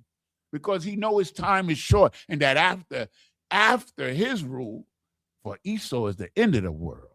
And Jacob is that which followeth. Meaning our rule comes after his fall. Right. Right? Yeah. That's the point. Read verse 19 again, all the way through. Come on. Book of Wisdom of Solomon, chapter 2, verse 19. Let us examine him with despitefulness and torture, that we may know his meekness and prove his patience. You understand? Let's see what he really about. Let's see if he could withstand what we're going to put on him. Yeah.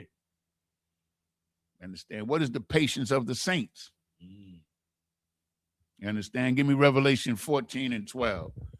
The patience is what we're waiting for. That's what it's talking about. The thing that we're working for and what we're waiting for. And let him get that for me. Okay. Revelations 12 and 14 and 12. So we can understand what patience is, right? We know what patience is. Patience is just be able to wait and to chill, right? But we're waiting for something. That's what he's talking about. What are we patient about? What are we patient for? What gives us the strength to be patient and to hold on and to stay in the faith and to stay in the truth and to do the work and to practice brotherhood continuously against, in contrast to what the devils are practicing, even though we're poor and barely making it through. Come on. It's the book of Revelations, chapter 14 and verse 12. Here is the patience of the saints. This is what we're waiting for. This is the patience of the saint. This is what gives us the strength to make it through. This is what it is. Read. Here are they that keep the commandments of God and the faith of Jesus. That's what we're patient with. That gives us the strength to withstand. This is the only thing that's going to cause us to be able to stand against the wiles of this devil, man. That's right. The patience of the saints, man. The saints are the believing Israelites. That's who the saints are. You understand? And none other. Yeah. So we're here in the struggle, patiently waiting. Patient because we have to be. But do we have to sit at home and twiddle our thumbs? No. We come to class, we go to camp, we do food drives, we do whatever we need. We observe the law, statutes, and commandments. That's right. We observe the feast days. Despite, you understand? You see what they try to do here at the Passover? We had the Passover here. They tried to stop us. When they learned that we were having the Passover at the convention center, they tried to stop it. When we was going, I forgot what that town was out there when we had the Passover out there. They didn't allow us. We had rented the place. They took the place. By the grace of the Most High God, Officer Iraq's family had land where we could hold a Passover. We held a Passover outside in Snow Hill, North Carolina. And you know what happened? That same convention center burnt down a couple of weeks ago. Barakatah Yahweh Wa Yahweh Shah. So now, the patience of the saints. We don't sit around like we wish that Christ come back. Lord. Christ, please hurry up and come back. That's not the spirit. Because the scripture says we shall take the kingdom. All of this is faith is action, what we do, how we proceed, man. And they're testing us. So how do we have the patience to withstand him? That's the point. We understand who he is and what he's doing and why he's doing it. We understand his psychology because he's the devil. And we're wiser than him. But he don't understand. The wicked will not understand, but the wise will understand all things. So let's go. Read verse 20, then we're going to get off. We're going to move to something else in the same context. Come on. This is the book of Wisdom of Solomon, chapter 2, verse 20. Let us condemn him with a shameful death. You understand? Let us make him look like a piece of doo-doo. Let's condemn him. Let's make him the criminal. Let's make him the drug dealer. Let's make him the immoral person in the earth. Let's destroy his image. Right. You understand? Read on. Come. For by his own saying, he shall be respected. You understand? By his own saying, we're going to do all of these things to him, but he's saying that he's going to be respected. They don't believe anything about this Bible, man. Christianity is an agency of the government, man. Right. And when they had the Council of Nicaea in 325 AD, they said that the religion that they were creating would be an agency of the government.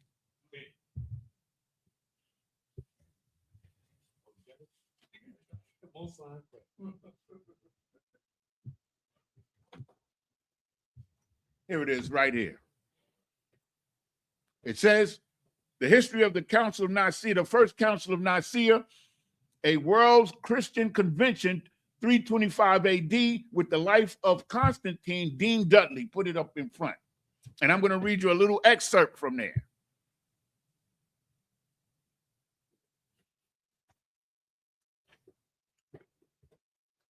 Here it is.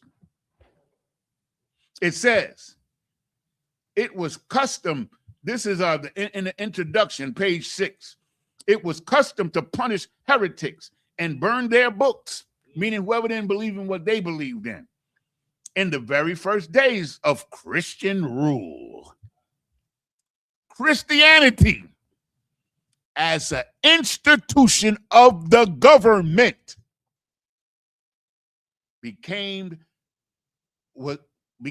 it says, was a little better than the old religion. It became transformed so that Christ would have been ashamed of its name. Meaning the Christianity, the religion that they created, Christ would be ashamed that his name was attached to it. And that it was an institution of the government. That's what it just said. It soon became transformed so that Christ would have been ashamed of its name. So let's get one more aspect of it, because this is the rich again. As soon as there were fortunes to be made in the church, it became fruitful field of worldly ambition.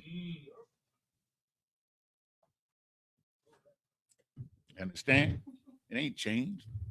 The devil ain't never going to change. That's why he got to get taken off the earth, man. They try to conform him. They try to change him, try to teach him what right. He said, hell with that. I'm getting mine now. That's what we've been reading about. He created an institution to enslave our people, man. You're the targets. You're the ones that he hates the most. That's right. You're the only one that he hates more than he hates himself. That was verse 20. Choir bar, get me Proverbs 22 and 7. And you get Deuteronomy 28 and 43. Baba Kashab. He's okay. Oh, most time. Enough said. Yeah. So now, Proverbs 22 and 7. It's the book of Proverbs, chapter 22 and verse 7. The rich ruleth over the poor, and the borrower is servant to the lender. Now, the rich ruleth over the poor, and the borrower is the servant unto the lender. And so they put us in poverty. So now we're going to get it in the script. Read it again all the way through. It's the book of Proverbs, chapter 22 and verse 7. The rich ruleth over the poor, and the borrower is servant to the lender. You understand? Right. So this is a proverb, right? This is a fact. So let's see how it applies to us, because remember, the title of this class is The Rich, with Israel as the prime victim. So let's get it in the scriptures according to what the Most High said. Give me Deuteronomy chapter 28, and we're going to start at verse 43. Come. It's the book of Deuteronomy, chapter 28, verse 43. The stranger that is within thee shall get up above thee very high. So now we're going to talk about a economic system here. Because remember, you understand, the borrower is the servant to the lender, right? So if you want to rule over a person, you put them in debt.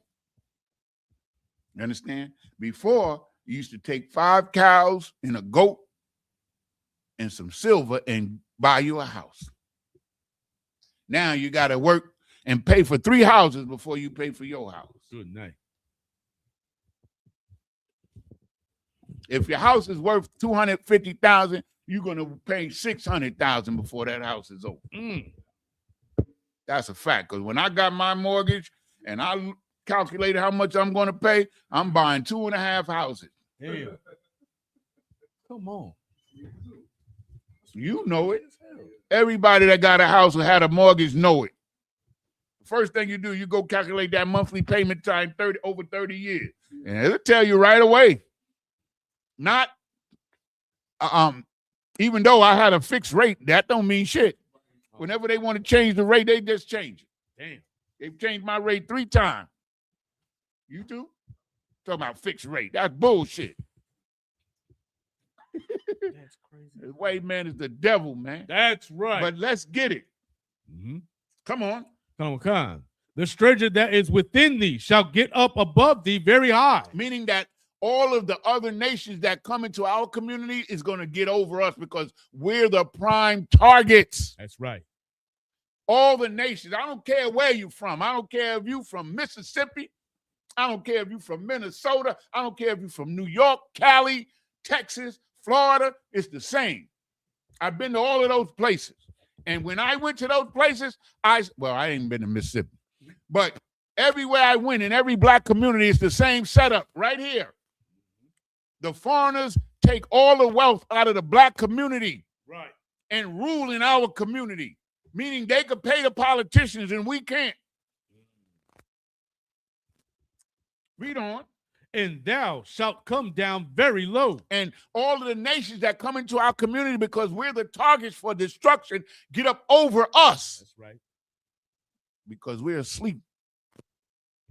They put us to sleep. We don't know who we are. We don't know whether we coming or going, except if you're in Isupk under command and general. That's right. Because we got to understand it. We have access to understand everything. Ain't taking no shorts for no goddamn devil. What? The hell with these devils, man. You understand? You're going to do what you're going to do. You understand what I'm saying? But the Most High got you. That's right. And we're going to see. Come on, read on. Come. Verse 44. He shall lend to thee. He shall what? He shall lend to thee. Remember, the borrower is the servant of the lender. Your car, your house. You pay for 2 cars, too. Damn. You get that car and you get that car note, you figure it out. Car $40,000, you paying $80,000. Yeah. Before it's all over. Come on. And thou shalt not lend to him. And thou shalt, meaning that we don't have no economic power Right. because they created the system to keep us in debt, man. In New York City, in 1970, you can buy a house for $35,000. 35 G's. Now, in New York City, the average rent is $3,500 a month.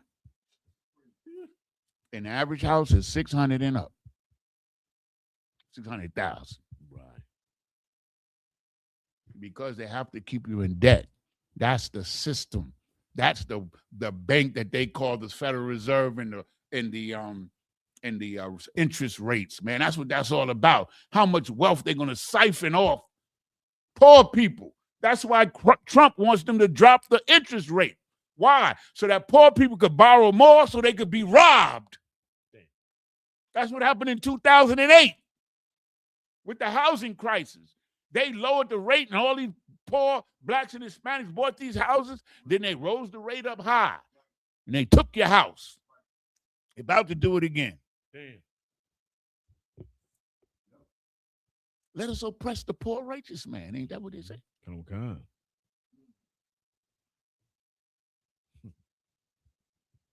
That's what they're doing. That's right. Listen, man. Don't rely on Yanazar.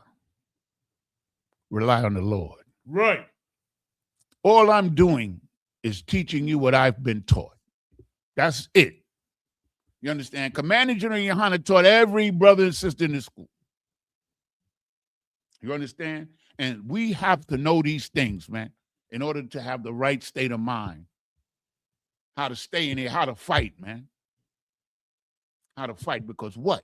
Our warfare is not carnal. That's right. Spiritual. You understand? Warfare. Throwing down strongholds. How we throwing them down? We exposing them. Okay. Christ got this, man. Boy, when they see Christ, Lord have mercy. Lord have mercy. So now, read 44 again.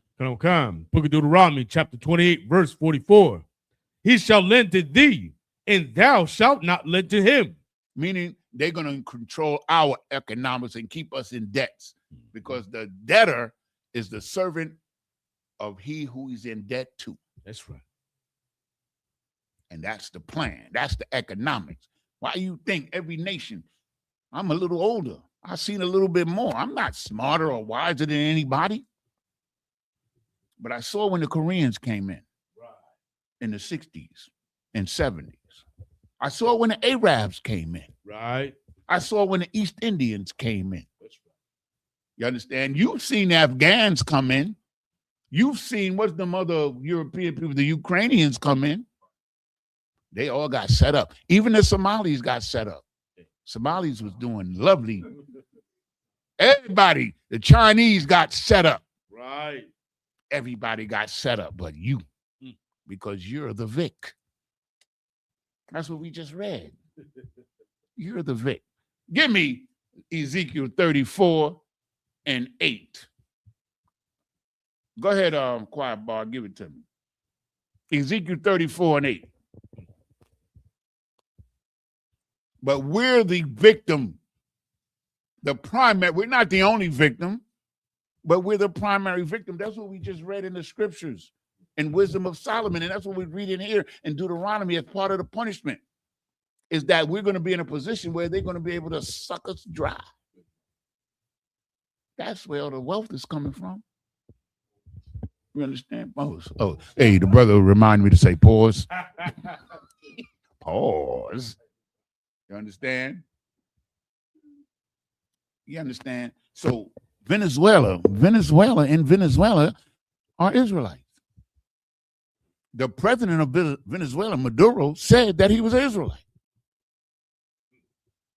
A brother on Car Chronicles about 2 weeks ago played the video for Captain Tazaria, where he said in Spanish that those Europeans, what was the word? He called them fake, and he said that he had the authentico blood of an Israelite. That's what Maduro said. So where did he learn that? You understand? I'm not saying that he wasn't a crook or wasn't wicked, because if he was righteous, the Most High would have protected him better. But wherever the Israelites are, that's where the theft is going on primarily. That's right.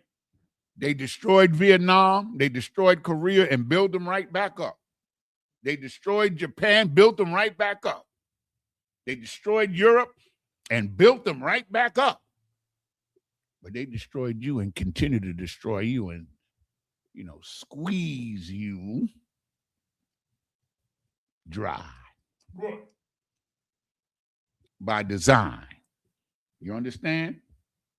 So what did I just call for? It's the book of Ezekiel, 34 chapter and 34 and verse 8. As I live, saith the Lord God, surely because my flock became a prey, and my flock became meat to every beast of the field, There it because is. Go ahead. because Stop you. there was no shepherd. Because there was no leader. So we became the prey, the meat, man. Meaning that's who they're feeding off of, man. Us. But they're not going to tell you. They're not going to tell you. But the Most High will. The Most High is telling us, man. Why is he telling us?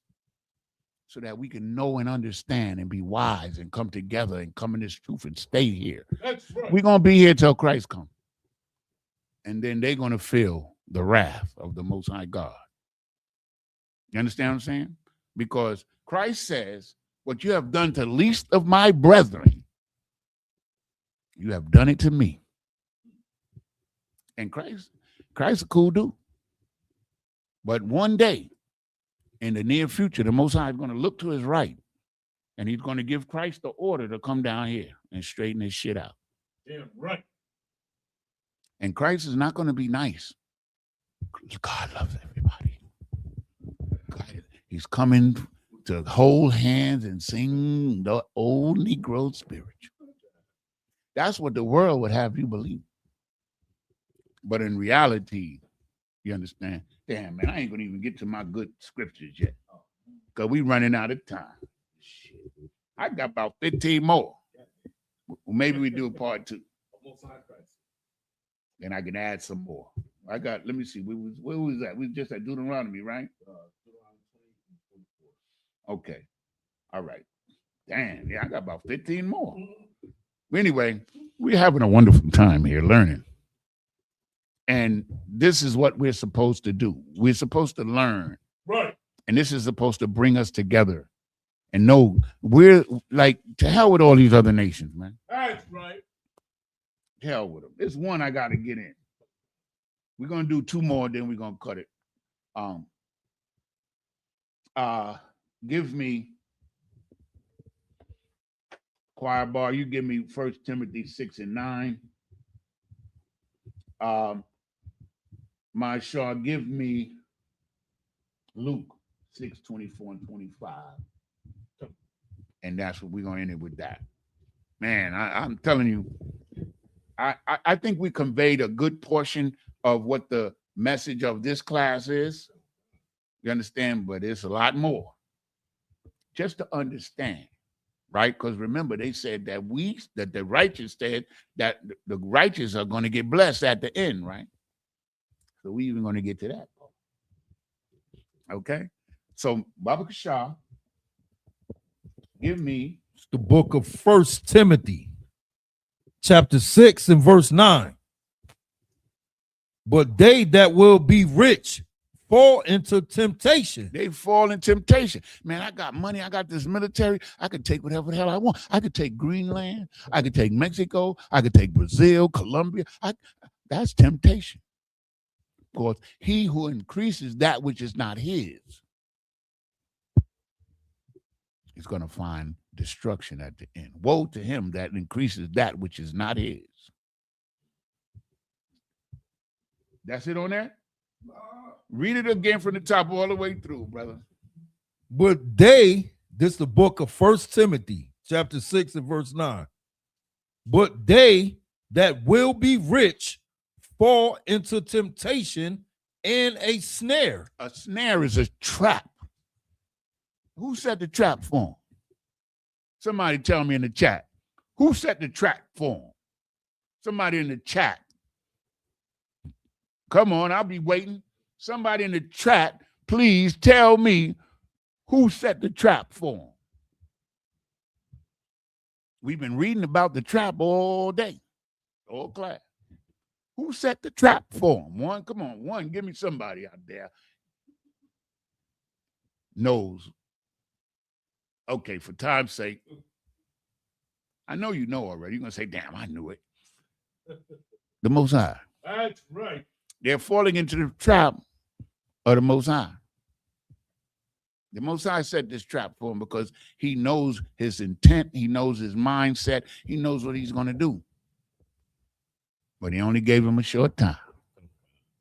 So when you see us at camp, we say, yo, go ahead and bungee jump. Climb Mount Everest. Go sail the ocean blue. Go down to the bottom and see the Titanic and implode. Right. Do all of these wonderful things. Learn how to jog around Central Park. You understand? Run around Durham. NCC. Not NCC. What is it? Duke University. Run around and jog. You see them. I'm more fit than these other people. I'm the man. Go ahead. Enjoy yourself. Understand? Most High got something for you. That's right. That's the point. They don't give a damn about blacks, Hispanics, and Native Indians, so-called, at all. You understand? And you know what hurt me the other day? I read an article. I think I saved it. Like a lot of Hispanics is joining the military to save their families, to keep their families from being deported, man. And I'm advising you, I don't care what's going on, don't join. You're going to be in the war with them, fighting for them.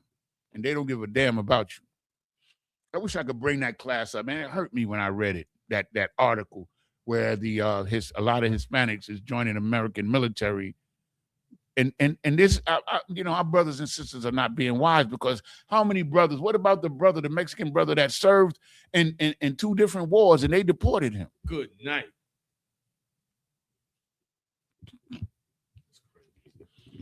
Man, I don't know if I ever felt that kind of hurt.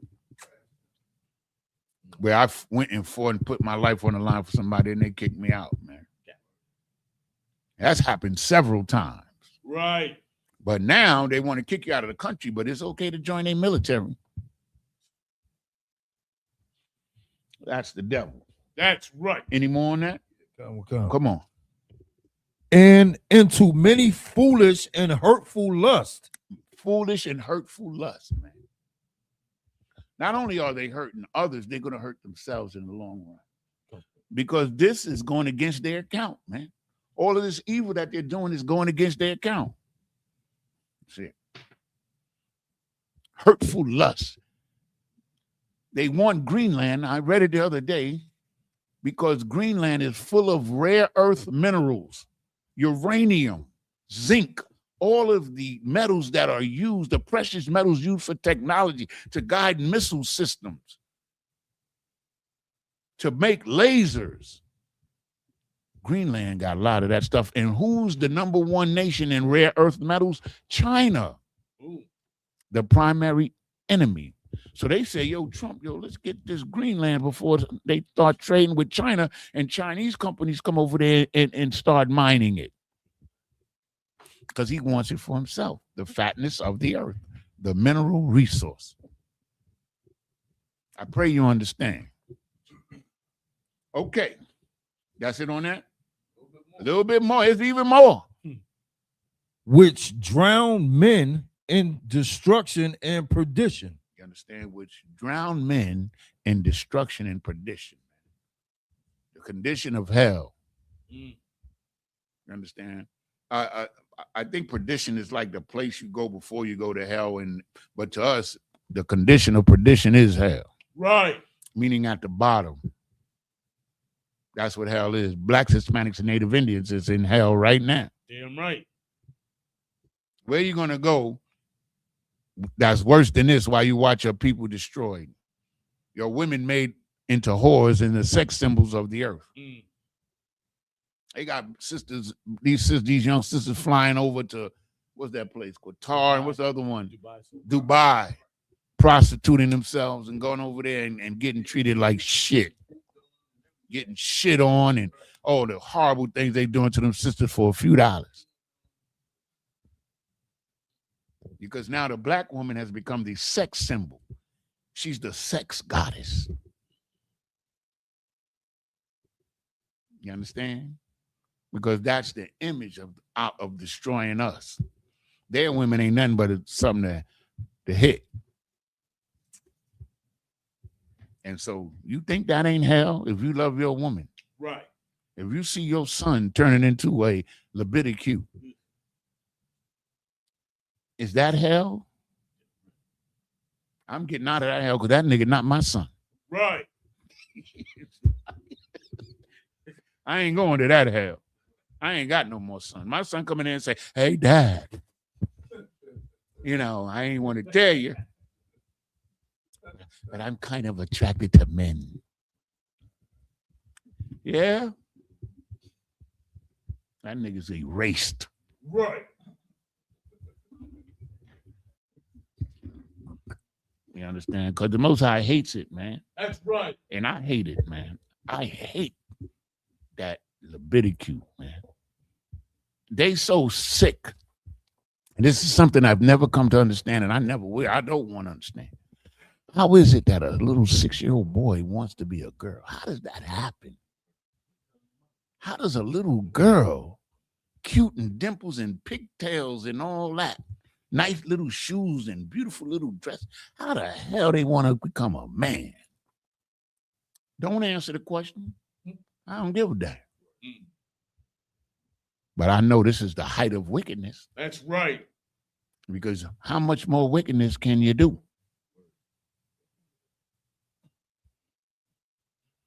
So whatever the Most High hate, we hate. Right. That's it on it. So now give me what you got, brother. It's the book of Luke, chapter 6, verse 24. But woe Hold unto on, you. let me get there with you, sloppy. Come on, Khan. Because I want to break this whole thing down before we close out. Luke, what is it again? 6:24. Okay, I'm there. Come on, Khan. It's the book of Luke, chapter 6, verse 24. But woe unto you that are rich, for ye have received your consolation. Now, while I break this down, bro, I want you to look up the word consolation. This scripture right here, like I was saving it, like, you know, but I'm skipped a whole lot of scriptures to get to this one. But I had to get this one in because when I looked up consolation, you understand, it tells a lot. This word, you got it? Give him the mic.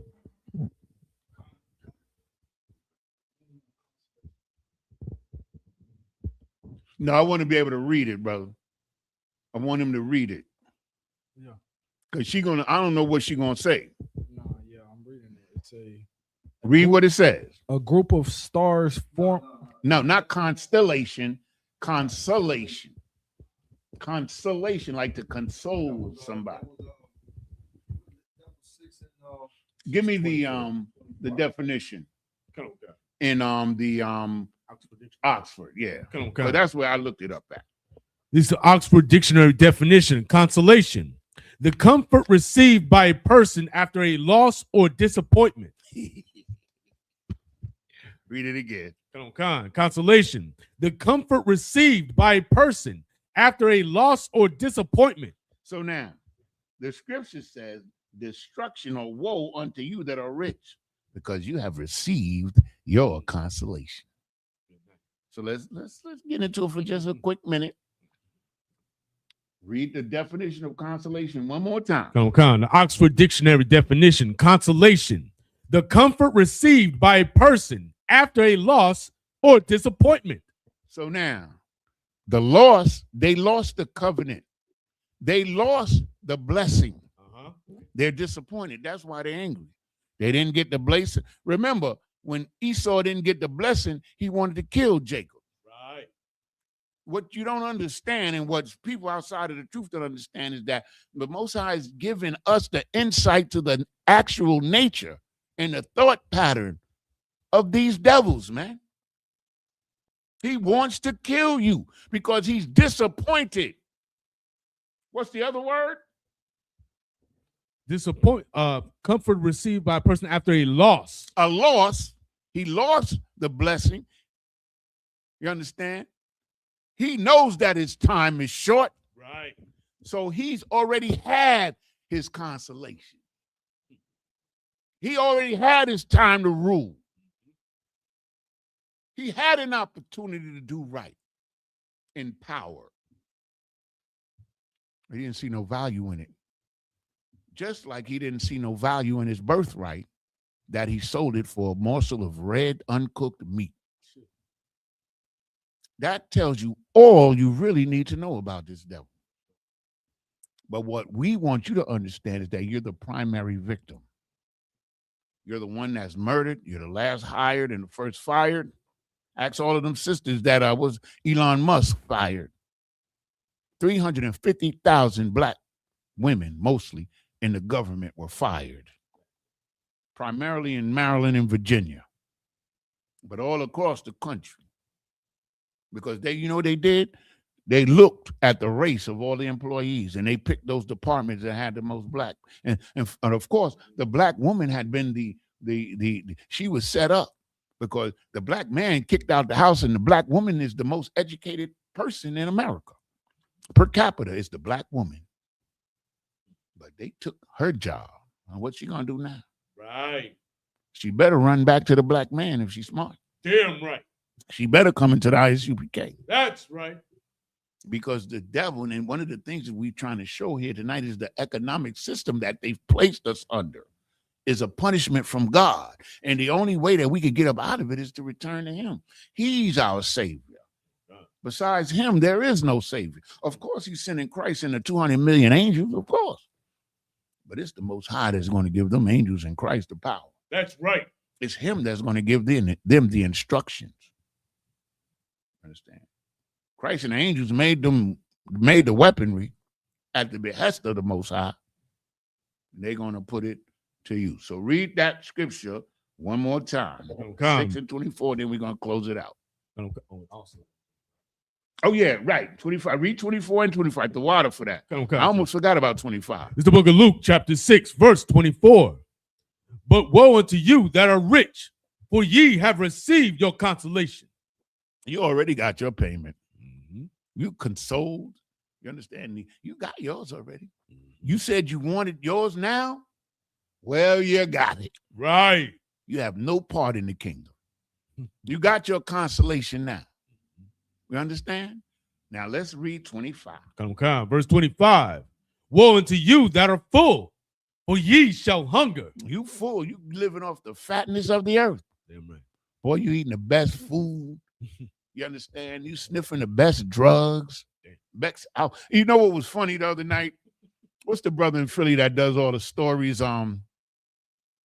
He brings all the stories to Commander Juliana. Officer Yediah. Let's give a hand to Officer Yediah, man.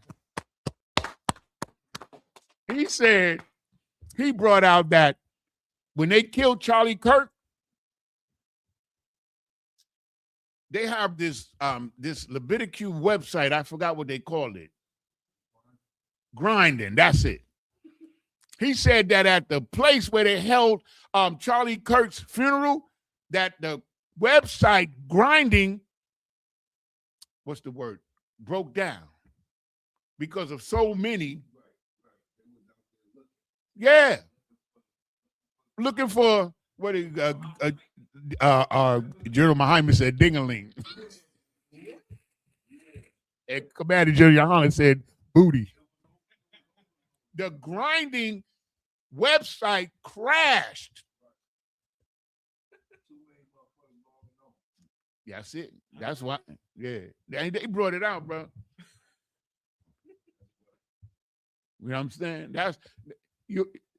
These are the what they call them, evangelical Christians, the right wing Republicans. They broke. What's the name of it again? Grinding. God dang. That should sound evil.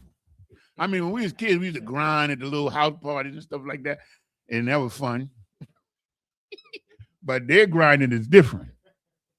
You understand what I'm saying? Their grinding is different. Listen, y'all. All we need to do, right, is to come into the truth and learn the things that Commander General Yohana has taught us, Right. which the Most High in Christ has taught him That's in the school and the men above him that are no longer here. And this is how it's always been done from the time of Moses until the time of Christ. They set up schools. That's another class that I got for you in the School of the Prophets. I teach it every year. Understand? They set up schools and they taught the people. It's never going to change. You understand? That was one of the last commands that Christ gave. Go and teach all the nations, meaning the Israelites in every nation. That's what it was talking about. All right? Israel is the primary victim, but we also get the victory and the kingdom. That's right. I was going to get into that. Maybe we'll do part 2 next week. Maybe. And with that, I'm going to pass the class over to Preaching Officer Mashar. Thank everybody once again. Remember, let's get those likes up. Yeah, there's a Ron pause. Pause. Let's get the likes up. Like the video, okay?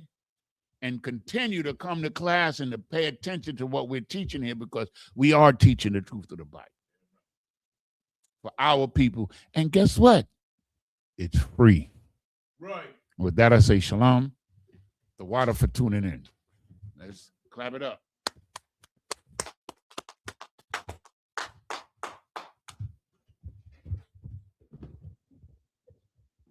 All right, security announcements. We are the Isupk at 1 West 125th Street, Harlem, New York, under commanding General Yohana. New rules for brothers and sisters. When a new brother or sister comes into the school, they're off limits for 6 months. They are to be saluted only. They're here to shed themselves of the world. After 6 months, if a brother or a sister has an interest in a particular person, he or she must get permission from the head to speak to a brother or a sister. There's another 6 months in which the brother or sister will court each other. After this 6-month period, the brother or sister will get permission from the head to marry. Tithes, which is a commandment. You can find this in Numbers 18 and 21 and Malachi chapter 3, verses 8 through 10. Means 10th in the Hebrew is pronounced ma'ashra. 10% of every penny of any increase the Lord gives you, you give to the treasury department or teacher. Priest fund, free will offer for priests, not mandatory. Whatsoever amount you like to give. Upcoming holy convocation be the Feast of Purim. It's like will be the day of Purim happening March 2nd and 3rd. Get with your camp leader to find out more information. Remind Argument Aquathing to check on social media such as isupk.com, Facebook, Twitter, YouTube, and so on for ISUPK events and materials. It's like it. If a brother wishes to be a trooper in the school, then you start wearing all black, which includes black boots, shirts, pants, headband, or scarf. And with that, I majim, which means to stand. Men of Israel, Sar, turn to face the teacher. Men of Israel, we give one courtesy salute unto our teacher. Men of Israel, Ma'at Shabbat, Amajim, Barak. Yahweh Ba'ashem, Yahweh Shabbat. That's Matah, hands down. Sar, turn to face the sisters. Men of Israel, we give one courtesy salute unto our sisters. Men of Israel, Ma'at Shabbat, Amajim, Barak. Yahweh Shema Alathon Ba'ashem outside. Yaj Matah, hands down. Class dismissed. Outside, correct.